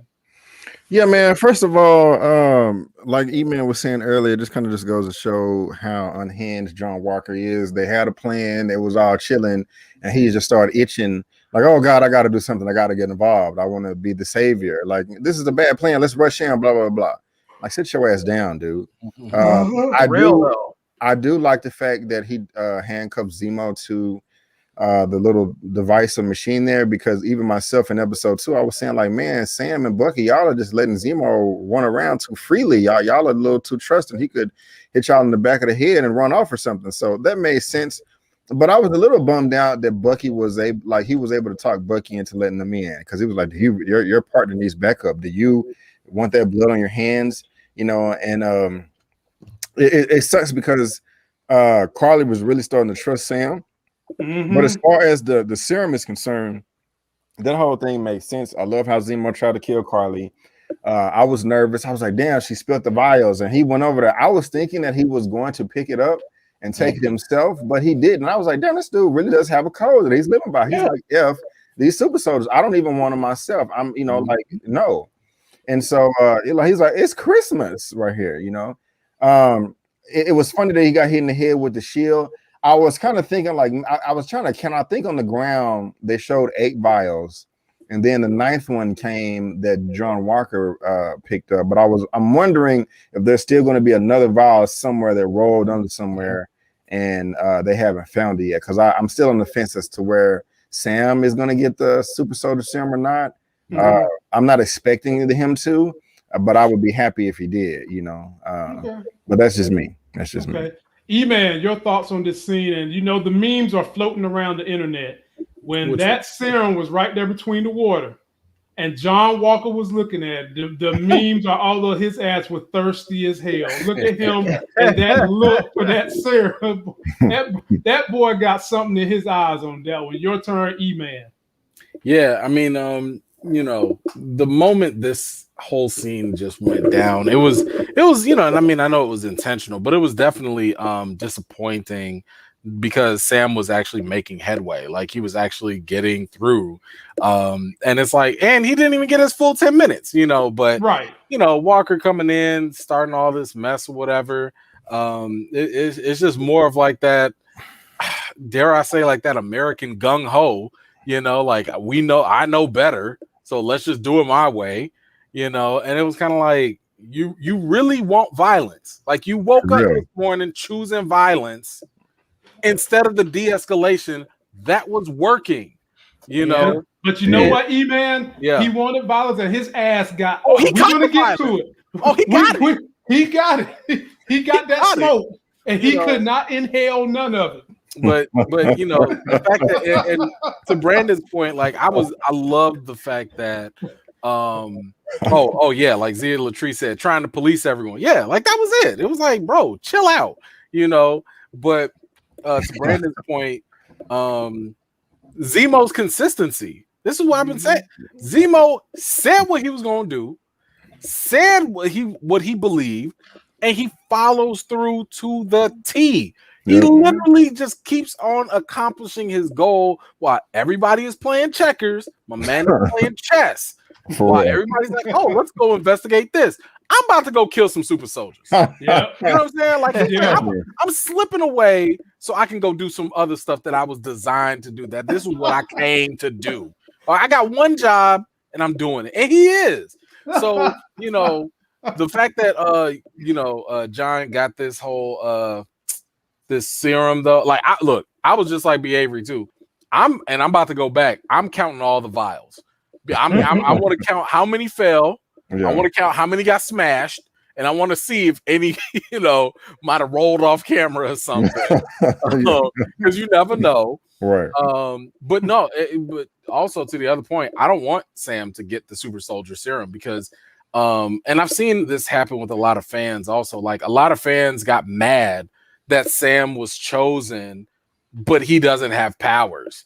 And I'm like, that's not the point of the shield. That's not the point of being Captain America. It's not about having powers.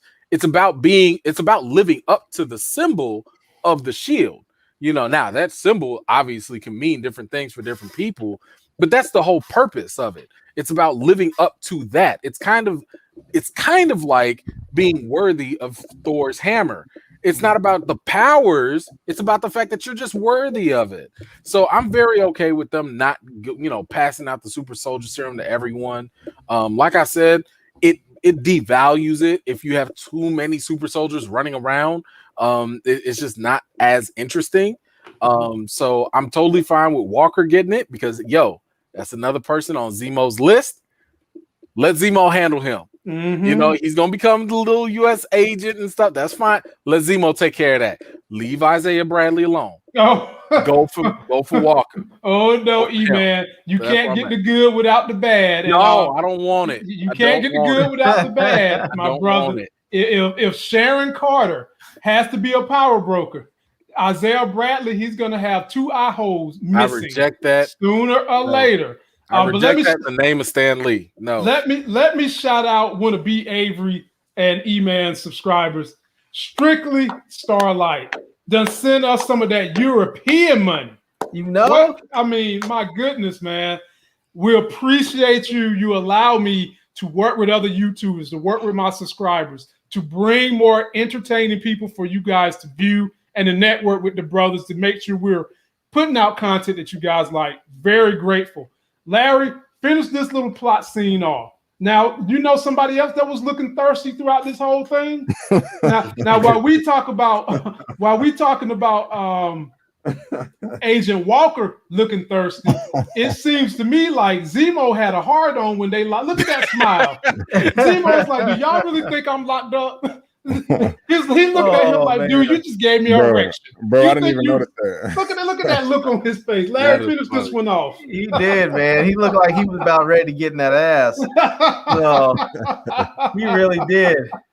But that shot that you have put up there with Walker looking at that Super Soldier Serum, he looked like a junkie staring at an oxy on the ground. That's what it is. He was looking like, I really want that. I really want it.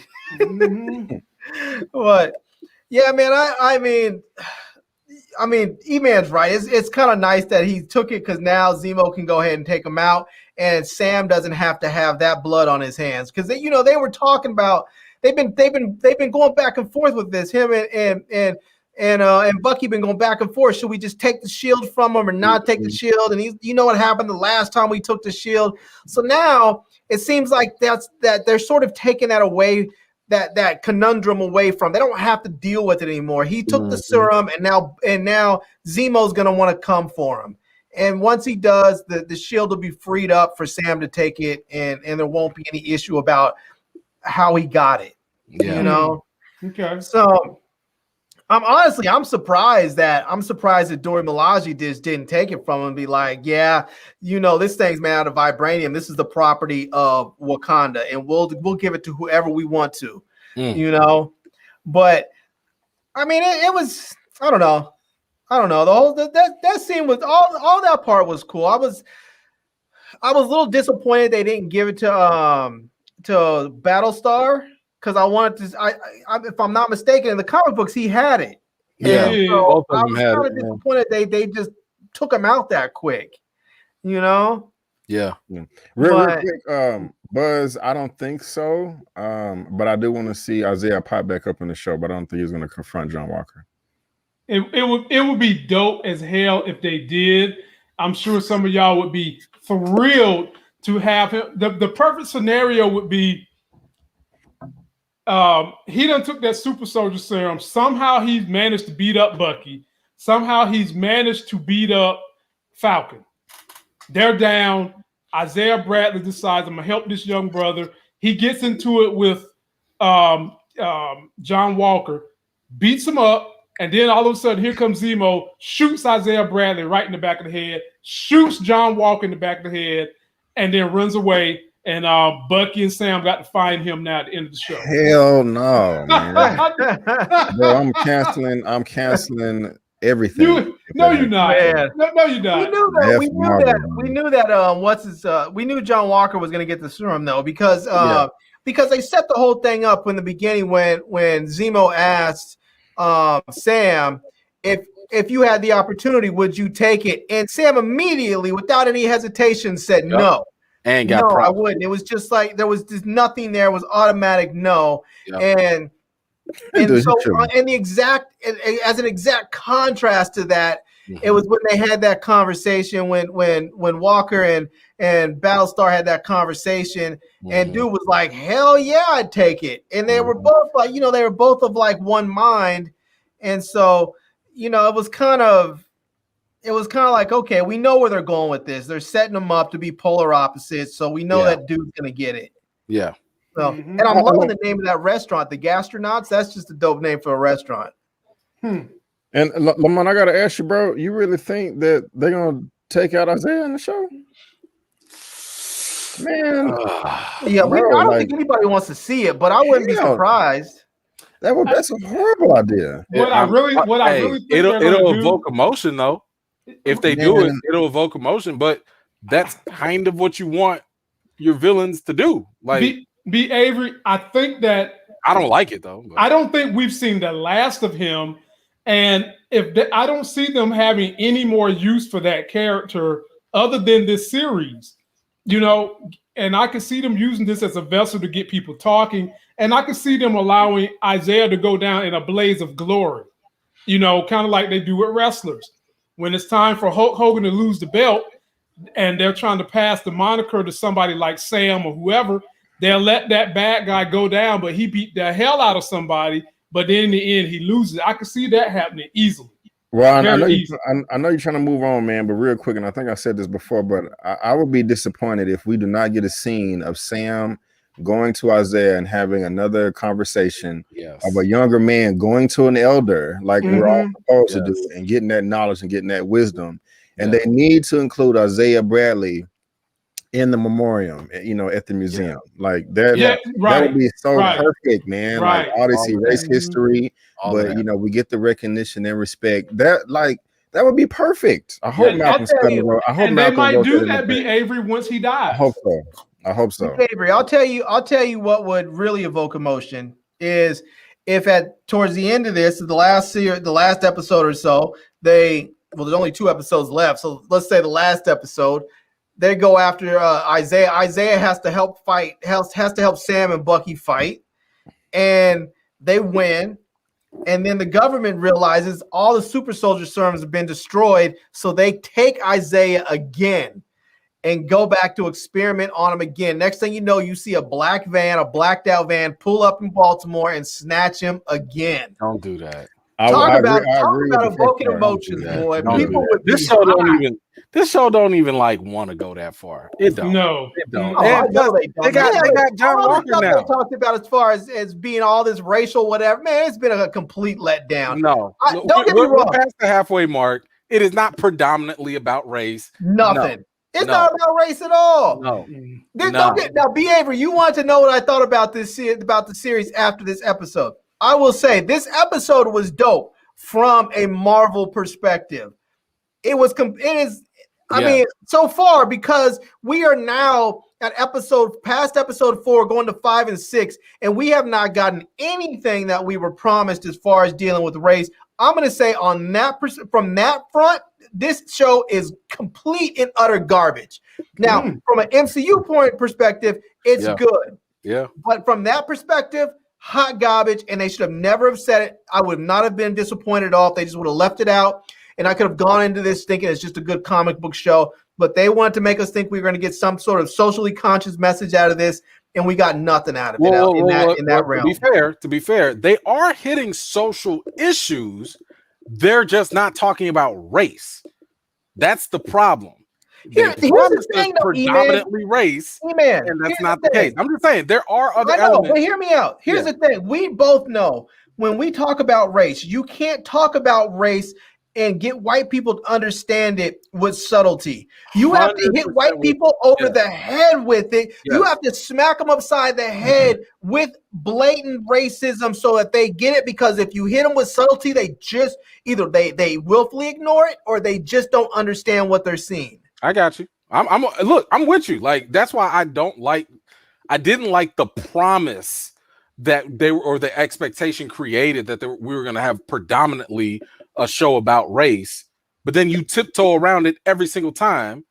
And like, at this point, Zemo is the most woke person here.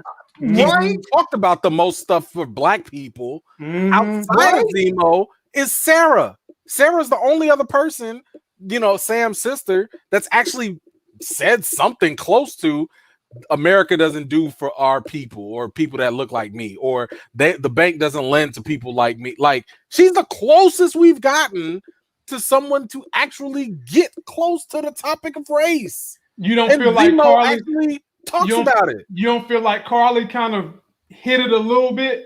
With what? When they was talking about the super soldiers, her plight, and where she's at in her point right now.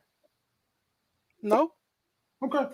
Not about race. I mean, like I said, there are other social dynamics going on. We can talk about America's over policing. We can talk about the resources of the powerful and the needy. There are social issues at play, but about race? No, it's not. They throw things in there, but the characters don't really engage with it. B. Avery. We got 2 episodes left. It's coming. That's all I have to say. But that's not that's the only thing. It's not the majority. I don't ever remember them saying. I could be wrong. I'll send you the article. I don't ever remember them saying majority or predominantly.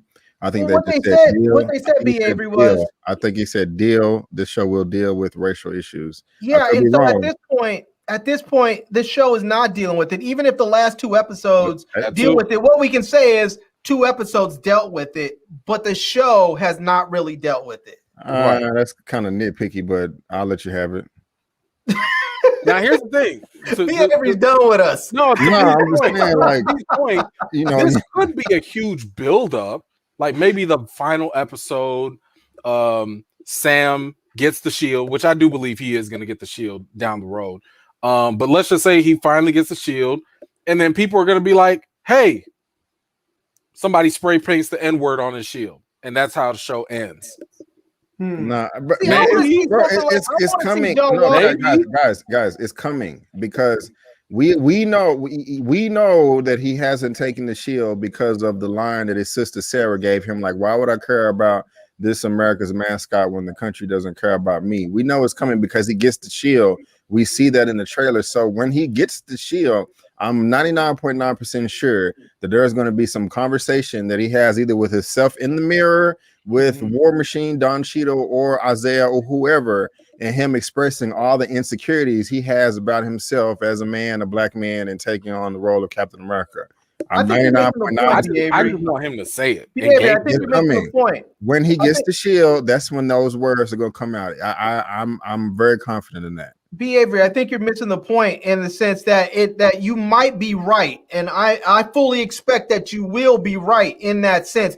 But there's a big difference between having a scene that deals with that, or having an episode that deals with that, versus having a show that deals with it. Of course. And we were told we were going to get a show that deals with it, and we have not gotten I think it's a misunderstanding. I think it may have been, a misinterpretation. I think it may be a misinterpretation, because I didn't go into this thinking that it was just going to be like all about race. I thought they were just going to deal with it, and we haven't dealt with it yet, to y'all's credit. But I think it's coming, and I think it's going to be significant, and I think it's going to. I think that by the time this show ends, when people are talking about the Falcon and the Winter Soldier a year or two from now, they're going to remember the racial issues. They're coming up in the last two episodes. I just want to point out, like, this is like what Ralph brought up here about the bank scene. This is a perfect example of like actually what Larry was talking about, where because these things are brought up, sure, we know in the real world that this could be a racial moment where, like, oh, we're just not going to do anything with you because you're black or minority or whatever. That we know that's a history. But the bank scene had nothing to do with it. That was more of an issue because of the blip. So, to Larry's point about how, like, for a lot, because again, when we talk about race, we have to talk about the fact that these are not uncommon issues for black folks or minorities. It's uncomfortable, and it's an uncommon topic for white audiences. And if you don't get explicit with it, it goes right over their heads. So that's what I'm saying. That scene right there with the bank scene, we can project the racial stuff in there, but when you look at the dialogue, when you look at what they actually said, it was all about the blip. It was all about the fact that, we changed the laws because billions of people came back, so there are new laws. It had nothing to do with race, nothing to do with gender. That was it. It was just because we don't know what to do when billions of people come back, so we changed the laws. You know what's great? This has been such a great panel and live tonight. And we still haven't even got to the good stuff. I know. We still ain't got to the good stuff. But this is one of the best episodes, so I figured it was going to be me. Yeah. We still got some goodies to get to, so let's get on back onto it. E-Man, it's your turn. Oh, okay. Did this do anything for you? The power broker texting them to say he's going to hurt them, he's going to kill them, and she says it's a man. We hear a man's voice. Does this do anything for you with the power broker? I don't care. Damn.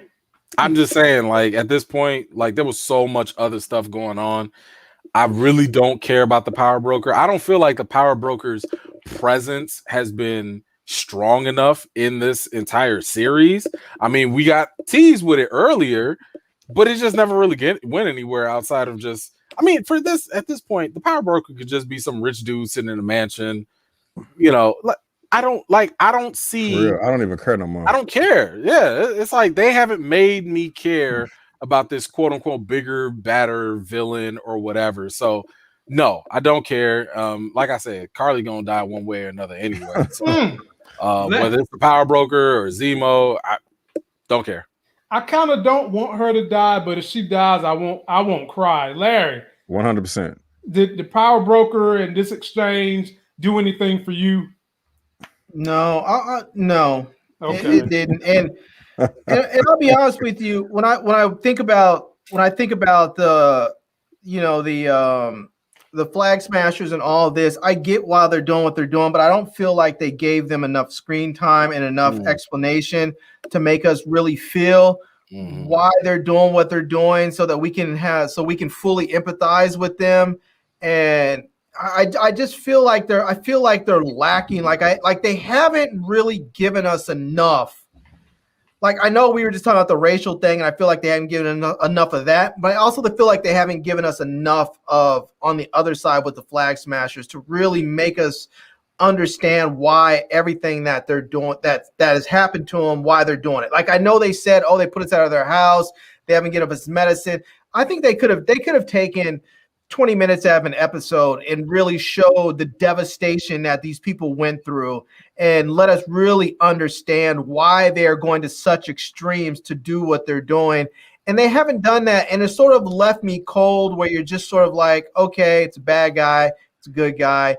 I mean, to be honest with you, through this entire series, the two people that I like the most have been Bucky and Zemo. They could have just called it the Winter Soldier and Zemo and been done with it. They've been stealing this show.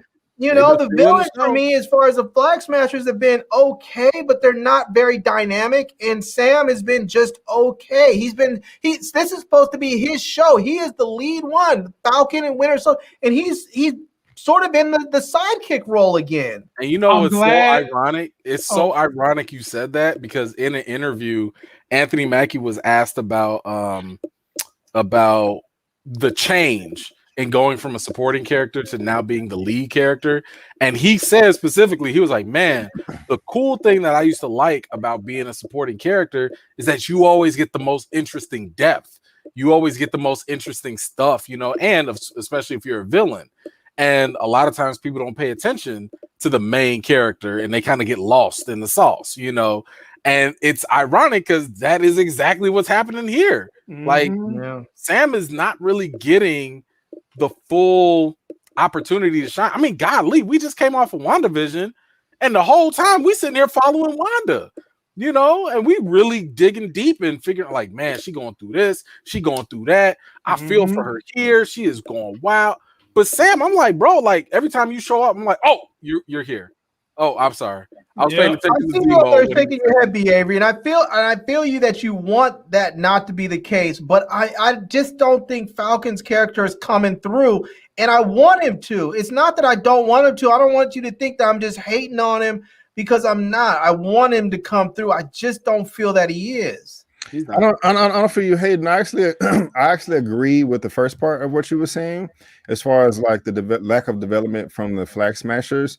It's coming through from Carly, because I felt the same way with her. I'm like, I don't care about you, woman. But this episode right here really changed my heart as far as she's concerned. Me too. They developed her. They haven't developed the rest of the Flag Smashers. So I agree with you on that point.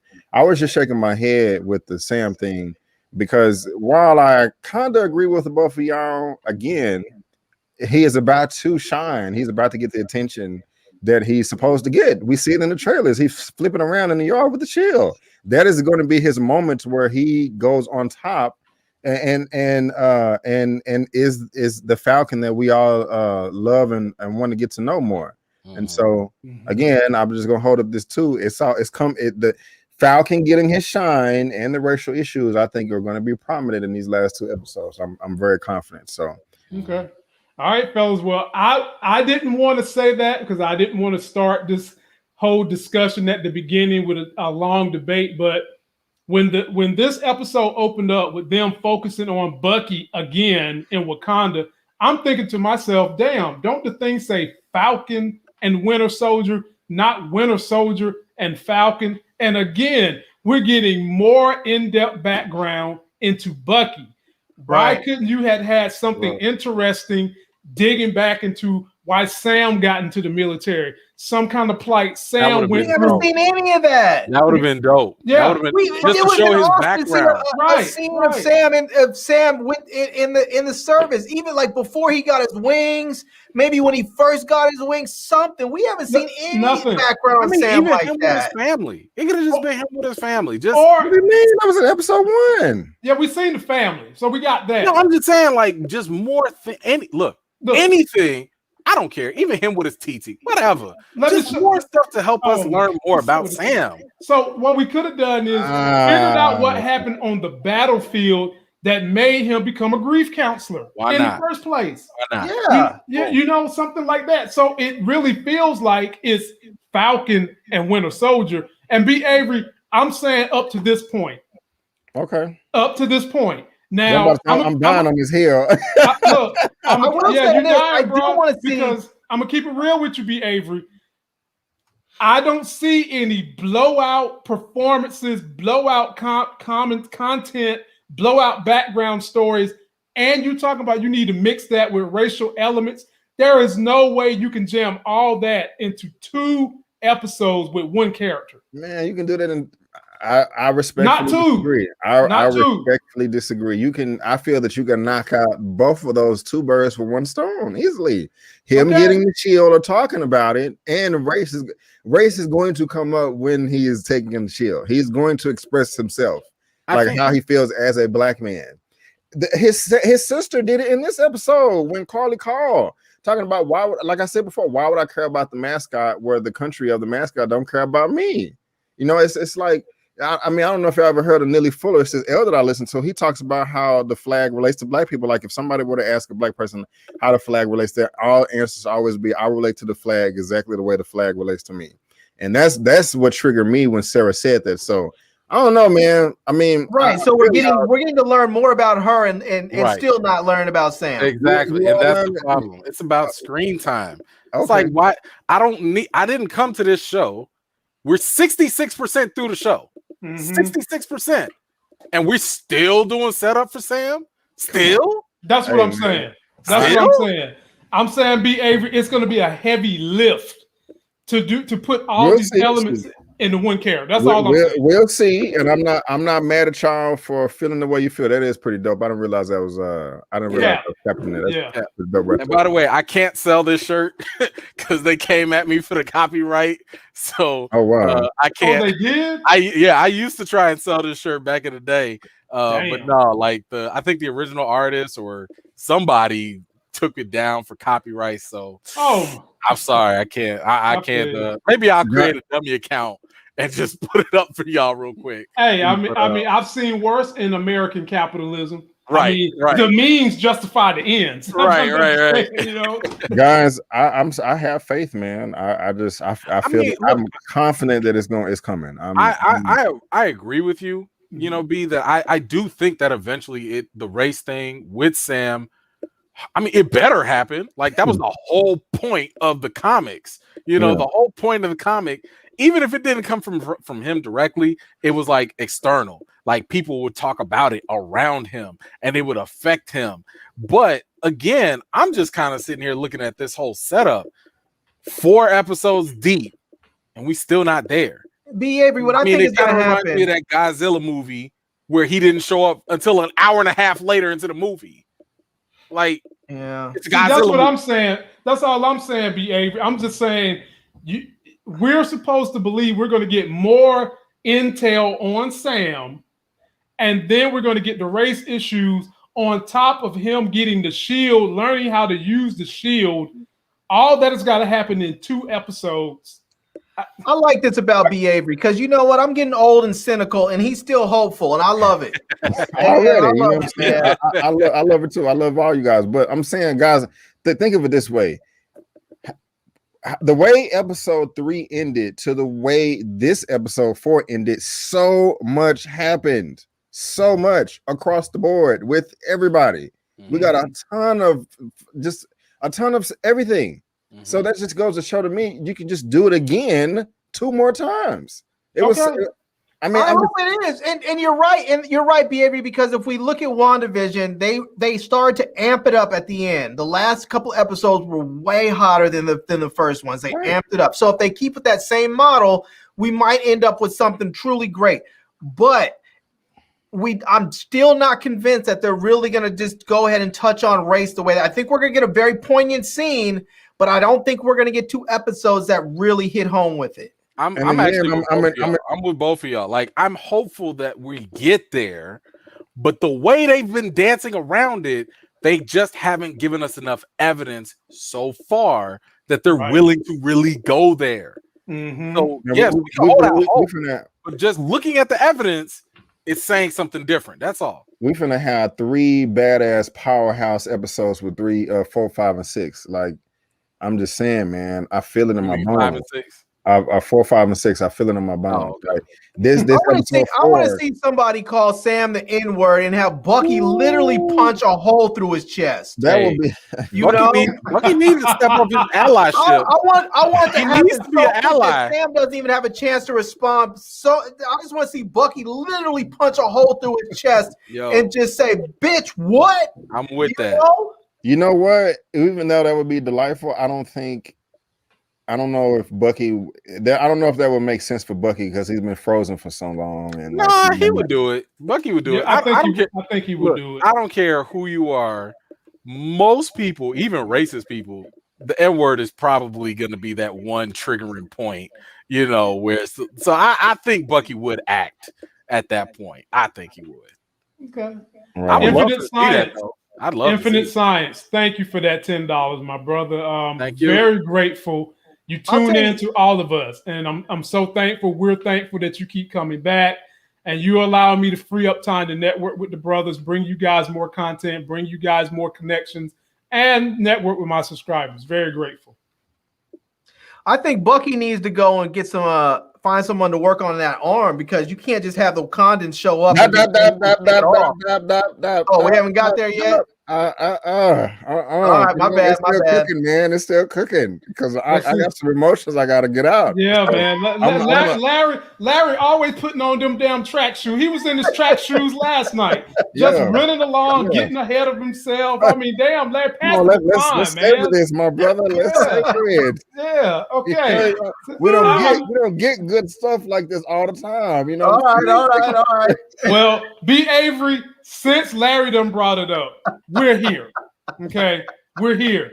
Here we go with these scenes. So first of all, it starts out John Walker and Buckwheat pull up in there. That's like, we coming to get Zemo.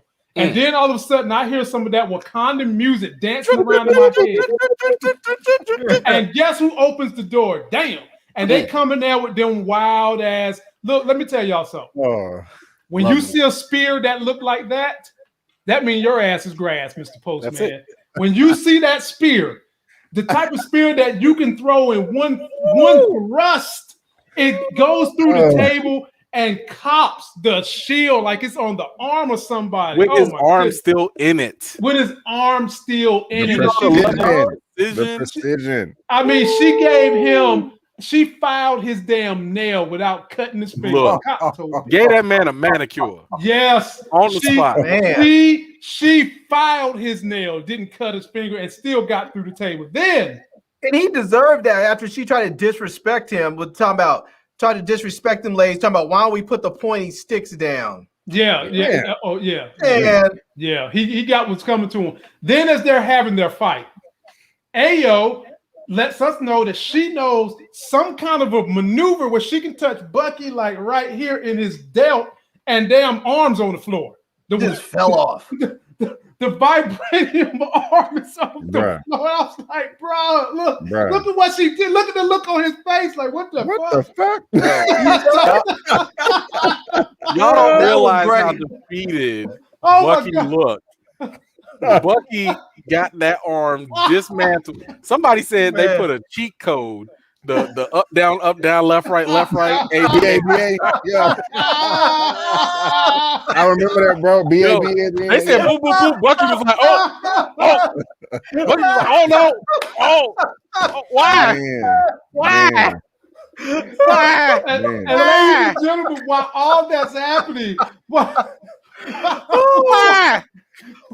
Even attack by the Dora Milaje. While the Dora Milaje is and it's only 3 of them. It's only 3 Dora Milaje kicking like 6 men's ass, while one of them is like, man, fuck this. I'm not gonna be a part of this. Zemo is by far the smartest person in this whole show. Oh man! Not only does he slip out the door, then he slips down into a tunnel. El Chapo.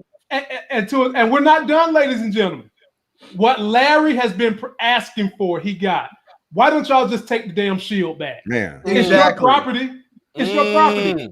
When they took the shield from this boy and whipped his ass, here's another iconic look by U.S. Agent Walker. On his knees. On his knees. Let me tell you something.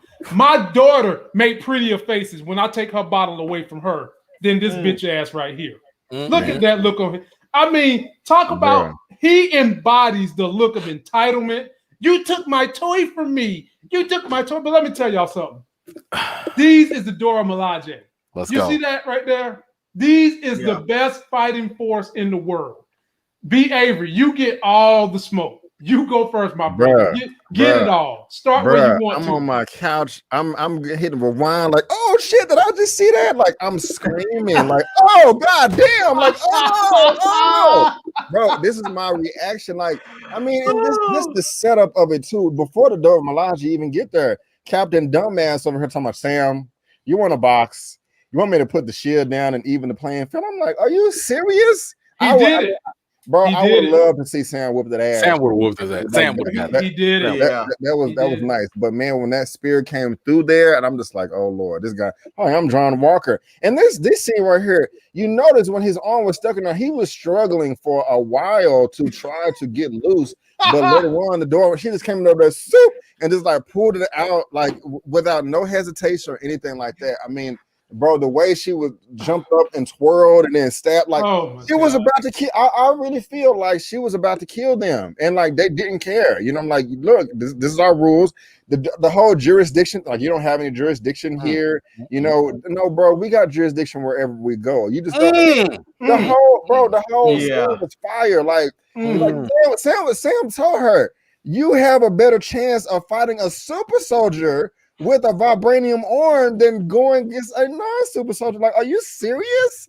Like, I mean, like, bro, like he got his ass. John Walker got his ass whooped metaphorically and literally. Like, she was enjoying that. Like, I really have not been this entertained, bro, in a minute. Now, B. Avery, I think this might have been racial, B. Avery. I think this might have been racial. A white dude who's entitled, has every gift, gets his ass whipped by an African woman. And not only whipped, he got that ass smacked. Only got back what made him what he thinks he is because she gave it back to him. She gave him the shield. She put her foot down and flung that thing back up and had it on her arm. And the other that was so perfect. Said, nah, that was go ahead, get back to him. And just real quick before I pass it on, like again, the whole fight scene was beautiful, but the way Sam got 4-piece with that spear, like bing, bing, bing, bing, he didn't get back up until they left. You know what I'm saying? He stayed his ass down like, F this. I don't got no problem with y'all. You know what I'm saying? No, I'm good. You know what I'm saying?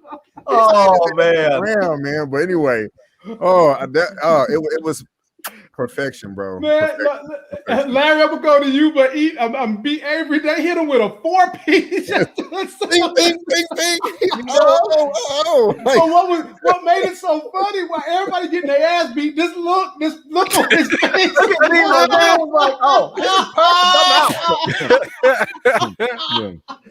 Oh, and bro, I lost my shit, man, when she did the little palm pressure point thing. Like, Bucky was shook. He was like, man, it is.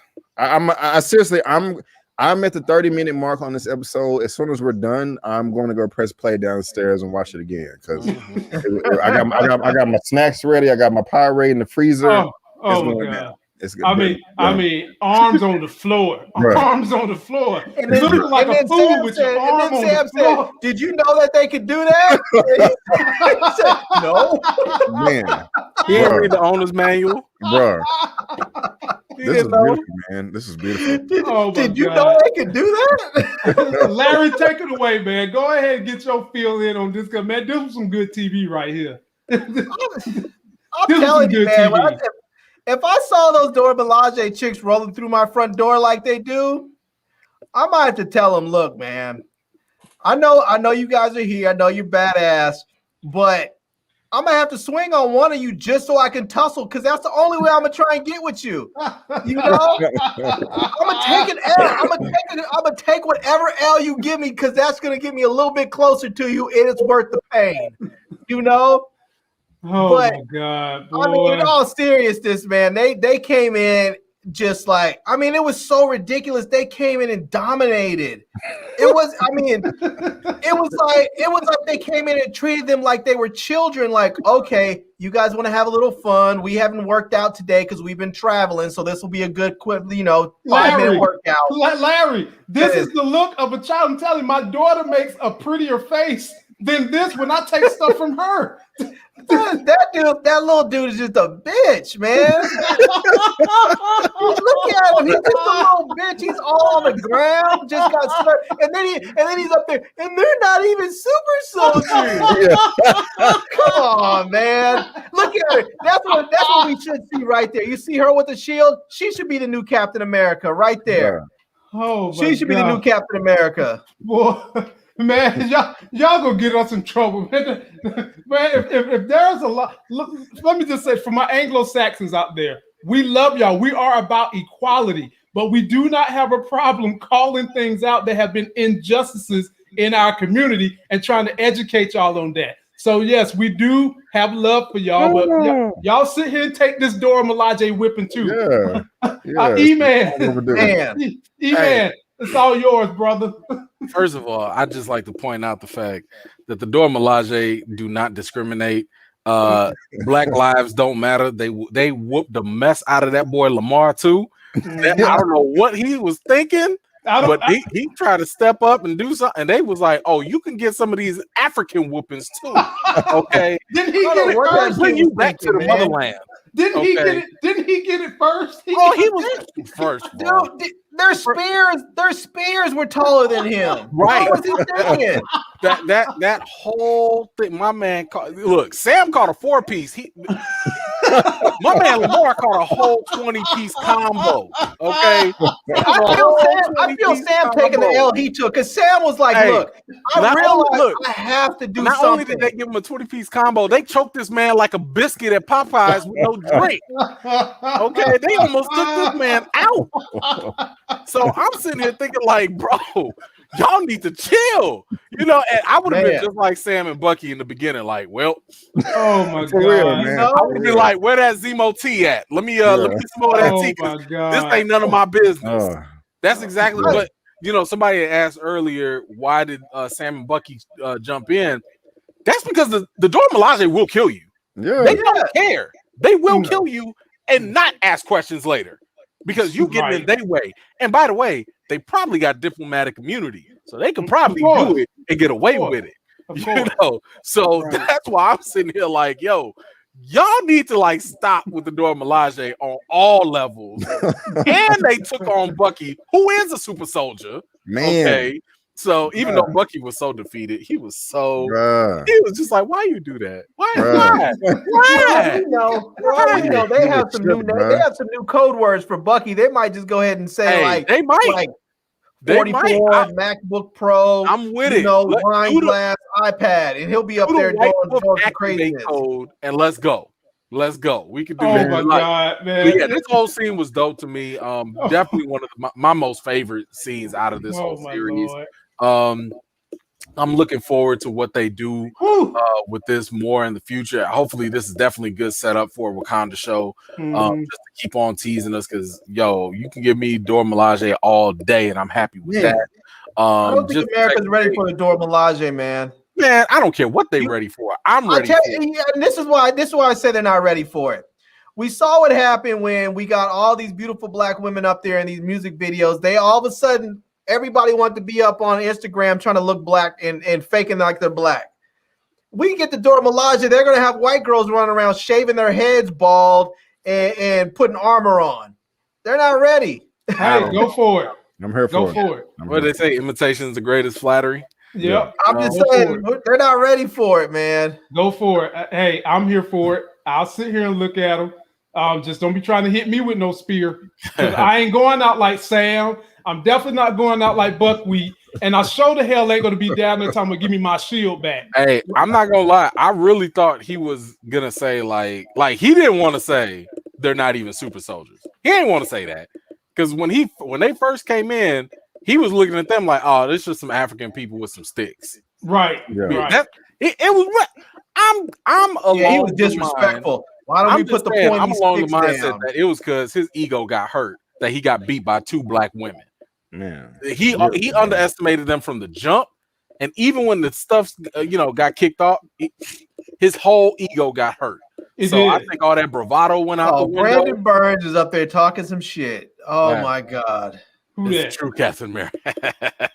That's funny. He just tried to start some shit, man. Come on, Brandon. You don't even believe that. I mean, you don't even believe that. Captain America ain't never got his ass whipped that bad. I mean, my God. I mean, to the point where he's Black Panther about to the point where he's sitting but... down like this, saying, "Give me my shield back." They put him on timeout. Like, bro, they really did. She should have just moved out of the way and threw him right in the bathroom. Bro, I might get that framed and put it on my wall, bro. You know what they should have done is she should have put him over her knee and just spanked his ass with that shield. Man, fellas, do y'all know what I use for a thumbnail? What's that? That should be it right there. This picture right here. Now let's move right on along, because that was that's the exact picture I used for a thumbnail. Good choice, sir. Good choice.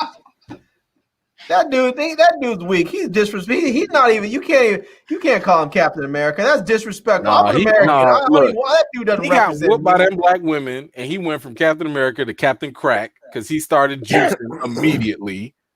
So that was it. Perfect. Well, back when you were a little kid, when a woman whipped your ass, you usually fall in love with him. So I wouldn't be surprised. He tried. I ain't even mad at it. He was like, I can't beat him. I'm gonna have to join him or something. God, they don't want him. Nah, they don't want him. They don't want him. He's up there in bitch mode. I can see Ayo baby getting with Bucky because Bucky's legit, dude. Golly, man, y'all dudes, man, my stomach hurt, man. God, I can tell these two are getting together right here. I can tell you right now, Carly and Sam, they're getting together. There we go. So y'all already talked about the sister and Carly's conversation, so we're not gonna do that again. But this is Sam meeting up with them, meeting up with her to have a discussion, and Bucky's back there, and she wants to really talk. But you know what? Sam gets a warning from the tracker that guess who's on his way? U.S. agent. And there's more. U.S. agent gets in there. He breaks out fighting the Flag Smashers.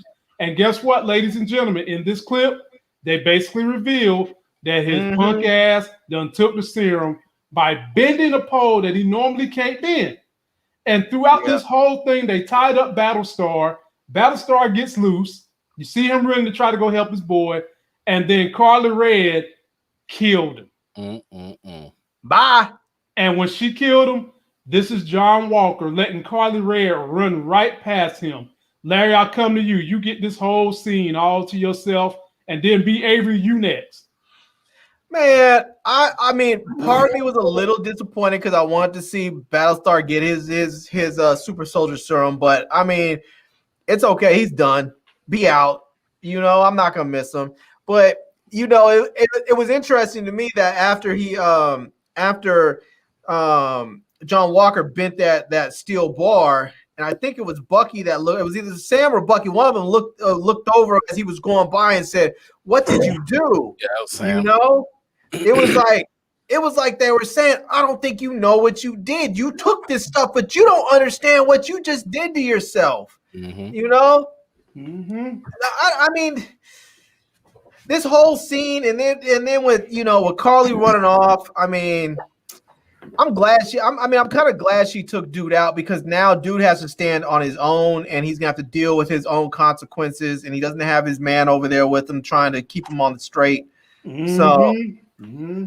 But we're gonna see his. I mean, obviously, there's only 2 episodes left. I was gonna say we're gonna see his demise come quick and fast, but we're already seeing it because we saw how the series, this episode ended. So we know that his demise is already happening. I mean, which is surprising how fast it's happening.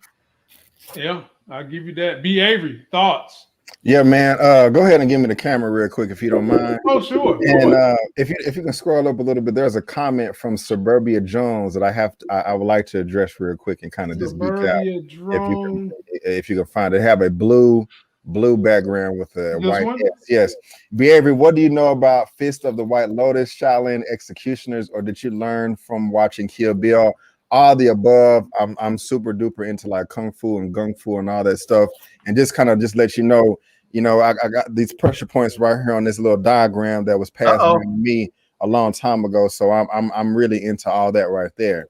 So I just had to kind of put that out there real quick. Thank you for. Have you watched? Has Kung Fu come out yet? The new CW joint? Yes, I have watched it, the first episode, and I turned it off. It was that bad? I'm gonna try to give it another try, but the fighting just wasn't up to par for me. Main character was really selfish, and I don't want to. Yeah, but we can talk about that. I was actually thinking I was gonna try to catch up with you. Yeah. It's nothing to rush to. But I digress. Now, this scene right here, it's obvious that he took the serum. I like to where when he busted the thing, you can tell even before he hit the pipe that his hearing was enhanced. He was able to make out where everybody was. But this was a beautiful scene right here, man. The fight choreography across the board was lovely. I even laughed when he was like, "What's up with all these knives?" That was pretty funny. And I like the fact that everybody was a super soldier in this fight except for Battlestar and except for Sam. However, Sam still held his own. I like how he used he was really resourceful. He used the flash or the rocket of his pack to distract one of the, and I'm like, damn, I didn't even think of that. And that was just like cool, so I like that. I don't know where. Okay, my light just cut off. I don't know why or all these gnats are coming from, but I like that. I think that was pretty cool. I think that's dope. And to be honest with you guys, I'm not 100% sure that Battlestar is dead. He could be, really. But he could just be unconscious. And next episode wakes up in the hospital like, oh shit, you killed the dude and destroy your name, man. Yeah. So I'm not 100% sure that he's dead. Okay. Damn. E-Man, finish us off with that particular scene. So one interesting thing I just noticed, because one thing I like to do is when I'm doing my breakdowns, I like to go through the episode and listen to the English with description option in the audio section. So they actually describe it for the visually impaired. And sometimes they will actually tell you things that you might not notice. I thought everybody do that, E-Man. If you're a YouTuber, I don't think I don't know, but no, I've never done that. You haven't? No, I watch everything with captions on. Yeah, like I do the captions on, but the English description thing, like I like that on my second rewatch, not like on the first one, because I don't need nobody describing what I can, what I'm trying to digest. But on the second rewatch, during that scene, they did mention that Lamar's lifeless body. So I was wondering if, maybe they did just confirm the secret sauce. Yeah, I know, Ralph. I was wondering if that actually was, a clue to the fact that maybe he did die. Now, of course, maybe he's unconscious or whatever.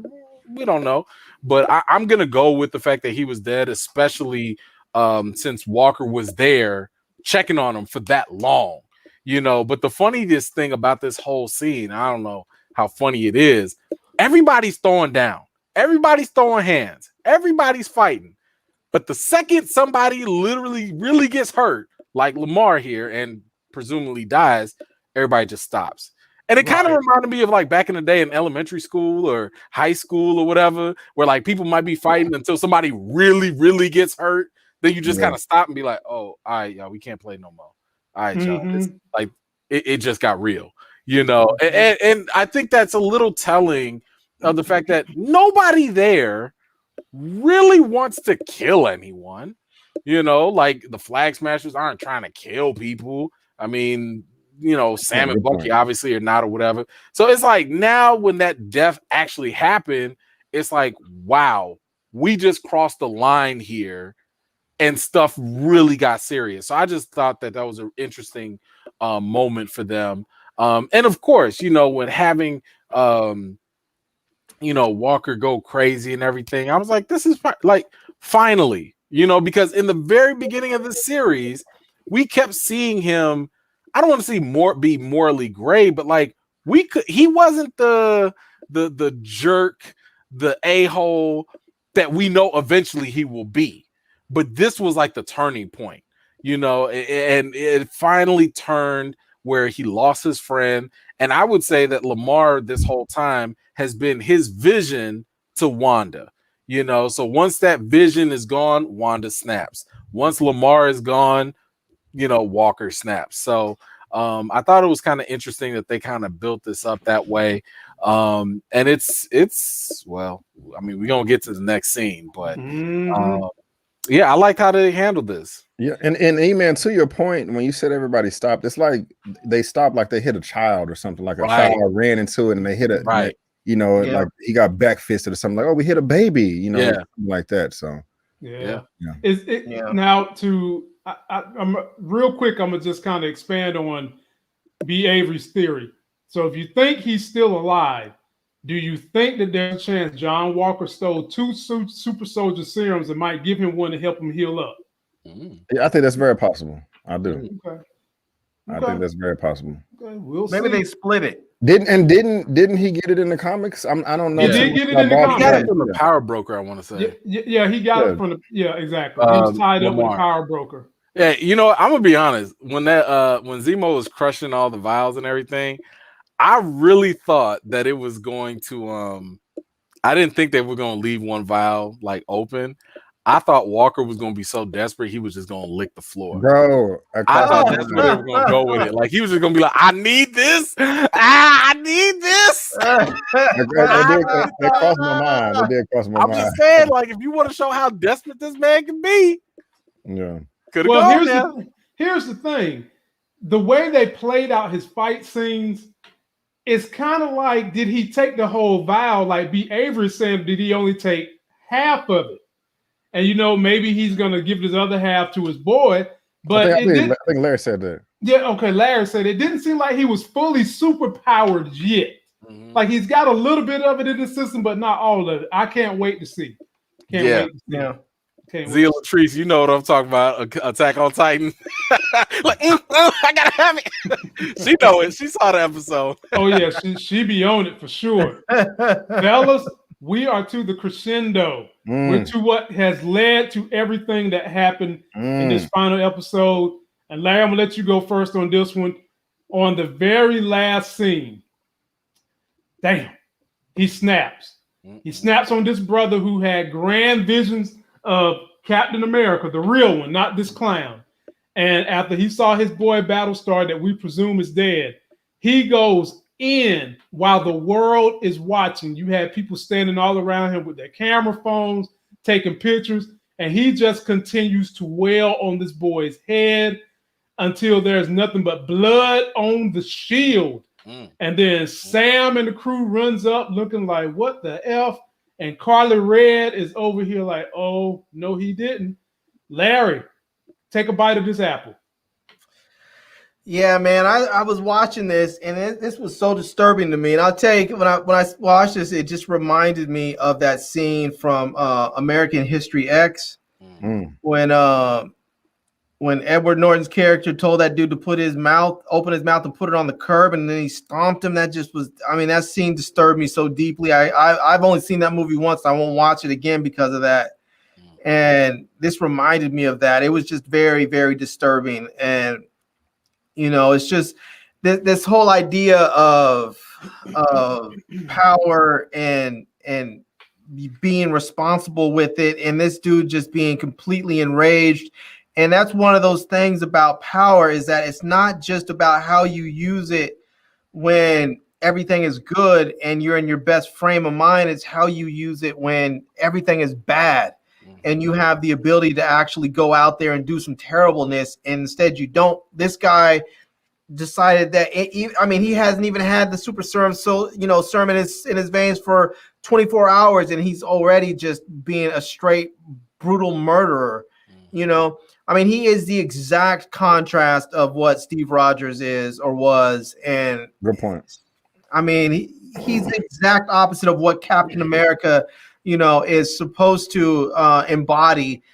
And we see this, and we know that he has to go. We know that he has to lose the shield because he's not worthy of it. Not at all. E-Man, thoughts on the last scene? So one, the first thing that came to my mind was the Black Panther scene with Claw, because remember he had him cornered as well, and he was about to kill him. That was his goal. It was like bring him back to Wakanda or kill him, and it was Okoye that was like, hey, like people are watching, and kind of held him back.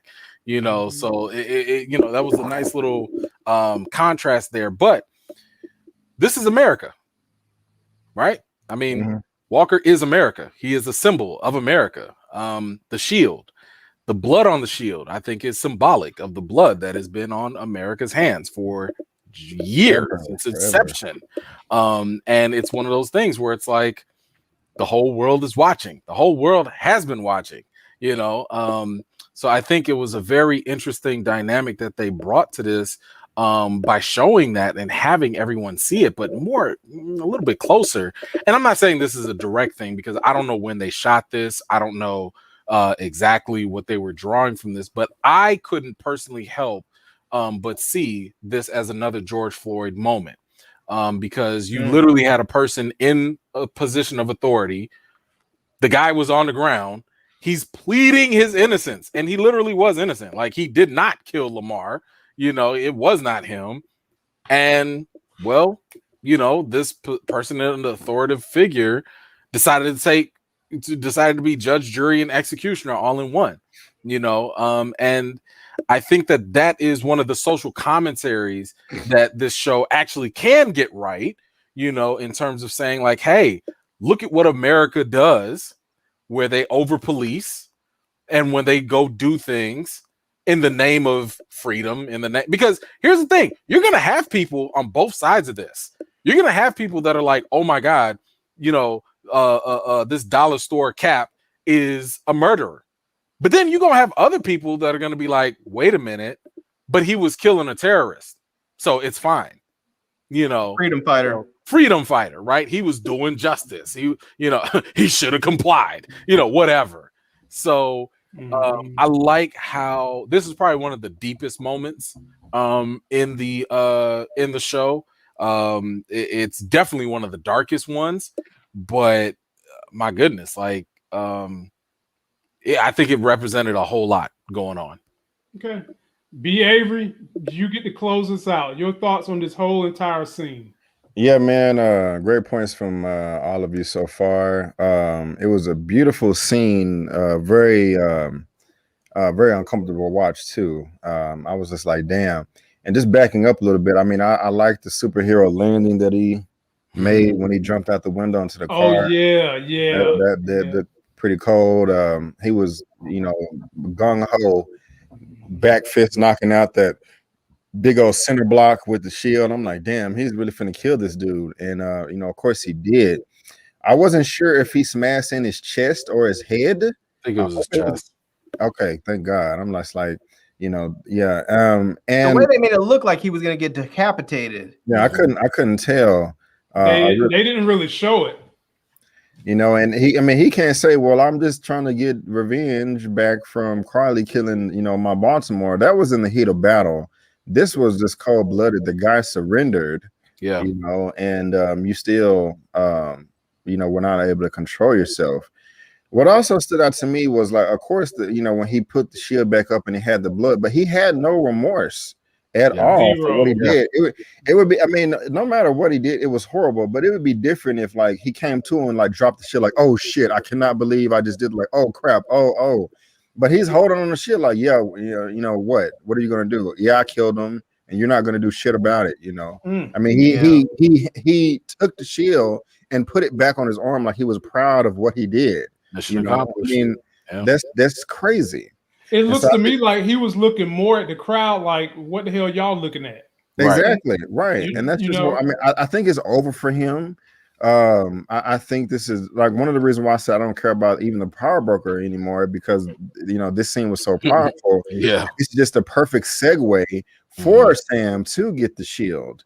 Without there being any type of confrontation. I mean, it makes you cannot represent America if you're doing it. And we know we operate like this behind the scenes, but there was 32 people out there with camera phones uploading this to the world, and so we got to take this L. You cannot do this anymore. Right. And so I think that's going to be a perfect, easy transition segue to Sam, taking on the mantle.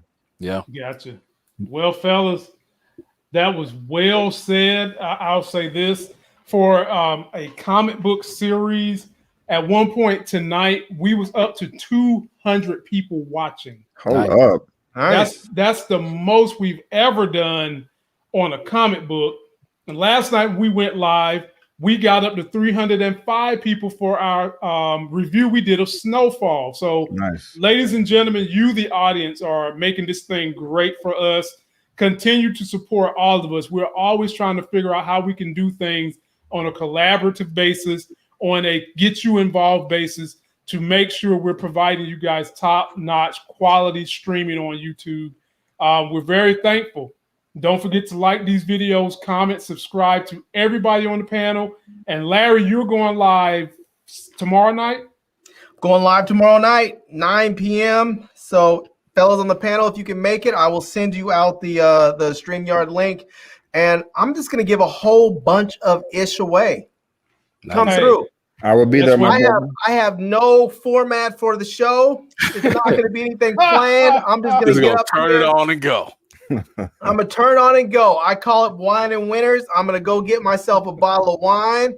I will probably empty it out, and I'm just going to give stuff away. So show up, and hopefully you win something. I try and give a chance. I try and make sure everybody gets a little something, but, show up. It's going to be fun. Whenever we do it, generally what happens is I show up, I do the thing, and people start super chatting. I start giving stuff away. And when I get ready to get off, people start saying, oh, stay for a little bit longer. Then somebody throws up a super chat. I stay a little longer. I keep giving stuff away. I have so much stuff. And I'll tell you right now, I'm not taking super chats trying to make a bunch of money. I'm just taking super chats trying to pay for shipping so I can get everything out to you guys. Hey, that shipping will get you. Yeah, man. Stay away from FedEx if you can. Go to the United States Post Office, because let me tell y'all about FedEx.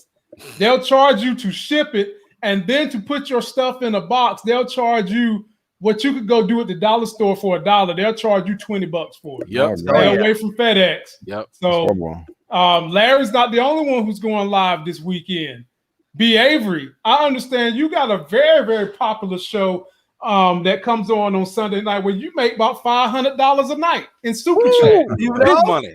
Big money. That would be lovely. But yeah, man, every Sunday, 6:30 p.m. Central Standard Time, I go live, just with all the topics in the movie news world, entertainment news, and we just have a good time going through each topic. It could be a trailer, it could be a new Netflix deal with Sony, it could be a number of things. And so that's definitely one of the topics I will be talking about this Sunday, also with Daniel Craig and Ryan Johnson receiving $100 million paychecks for the. I'm gonna be talking about that too, because I have an opinion on that I don't want to give now. You just come to the show and you'll hear how I feel about it, but I feel strongly about it. So I got an opinion too, and I sold some Netflix shares this week, if that tells you anything. So y'all know I'm going to be in the building with him. Send them to me. Yes. Last but not least, the brother E-Man, what you got going on in your channel? I ain't got nothing going on. You ain't got nothing? Man, he's always talking that. He's probably got 15 videos in the works. Look, I'm working on 15 videos. I don't know when they're gonna come out, but yeah, I am working on some. And I hate over promising and not delivering on time. Yes, but Ralph. I am definitely working on the breakdown video for this episode. So I will probably go in way more detail, expand on some things, talk about the themes, talk about the predictions and all that other stuff. I'm trying to get that done by Saturday instead of Sunday, because usually it takes me a while to get those insights and everything. Like the way these brothers put all this together, that's 4 minds all together, but for me, just myself, I need a little more time. I'm a little slower, but just like this, I go live every Friday, 7 p.m. Central Standard Time, to talk about these shows. Excuse me. We have a good time. We just do reactions, talk about the stuff. You know, I need to upgrade my game and get all these brothers on there. But so if you just want to come and hang out with me, that's cool. I'm the pre-party before the real after party here. You know, but yeah, just stay tuned. You know, I'll have some stuff. I'll put some stuff out for sure. Yep. I'm hoping everybody can get vaccinated so that we can all roll to Chicago and do like his 100,000 subscriber live stream. That'd be dope. Hey, I got my second shot in like 2 weeks. So I got my second shot this week. I'm good. I'm ready. Nice. They say you wait 14 days or whatever. So by the end of the month, I'm ready to go, man. Tesla, I got me a map. I know how to get to everybody's house and get the car charged up. I'm ready to go. So let's make it happen. But ladies and gentlemen, that is going to do it for us. You'll see me again. You'll see me on some of these guys' shows this weekend, but you'll see me going live Monday. Me and Larry are going to do Invincible, the great Amazon cartoon. It's a great comic. Please go check that out. Definitely. And we're going to recap Godfather of Harlem, the very last episode from season 1, because the show comes out next week, and we want to get y'all prepared for it because that is another banger. Very good show, good history. They splice into drama, so be on the lookout for that. I just have to laugh at Support Gaming 2020's comment up there. What are you talking about? He said that'll go viral too fast. That'll go viral too fast. And thanks a lot, Ralph. I appreciate you. Thank you for the support. Exactly. And that is a good way to get out of here. Larry is the damn power broker. Always. Until that next Sex is Hell video, we'll see y'all. Peace, y'all. Peace.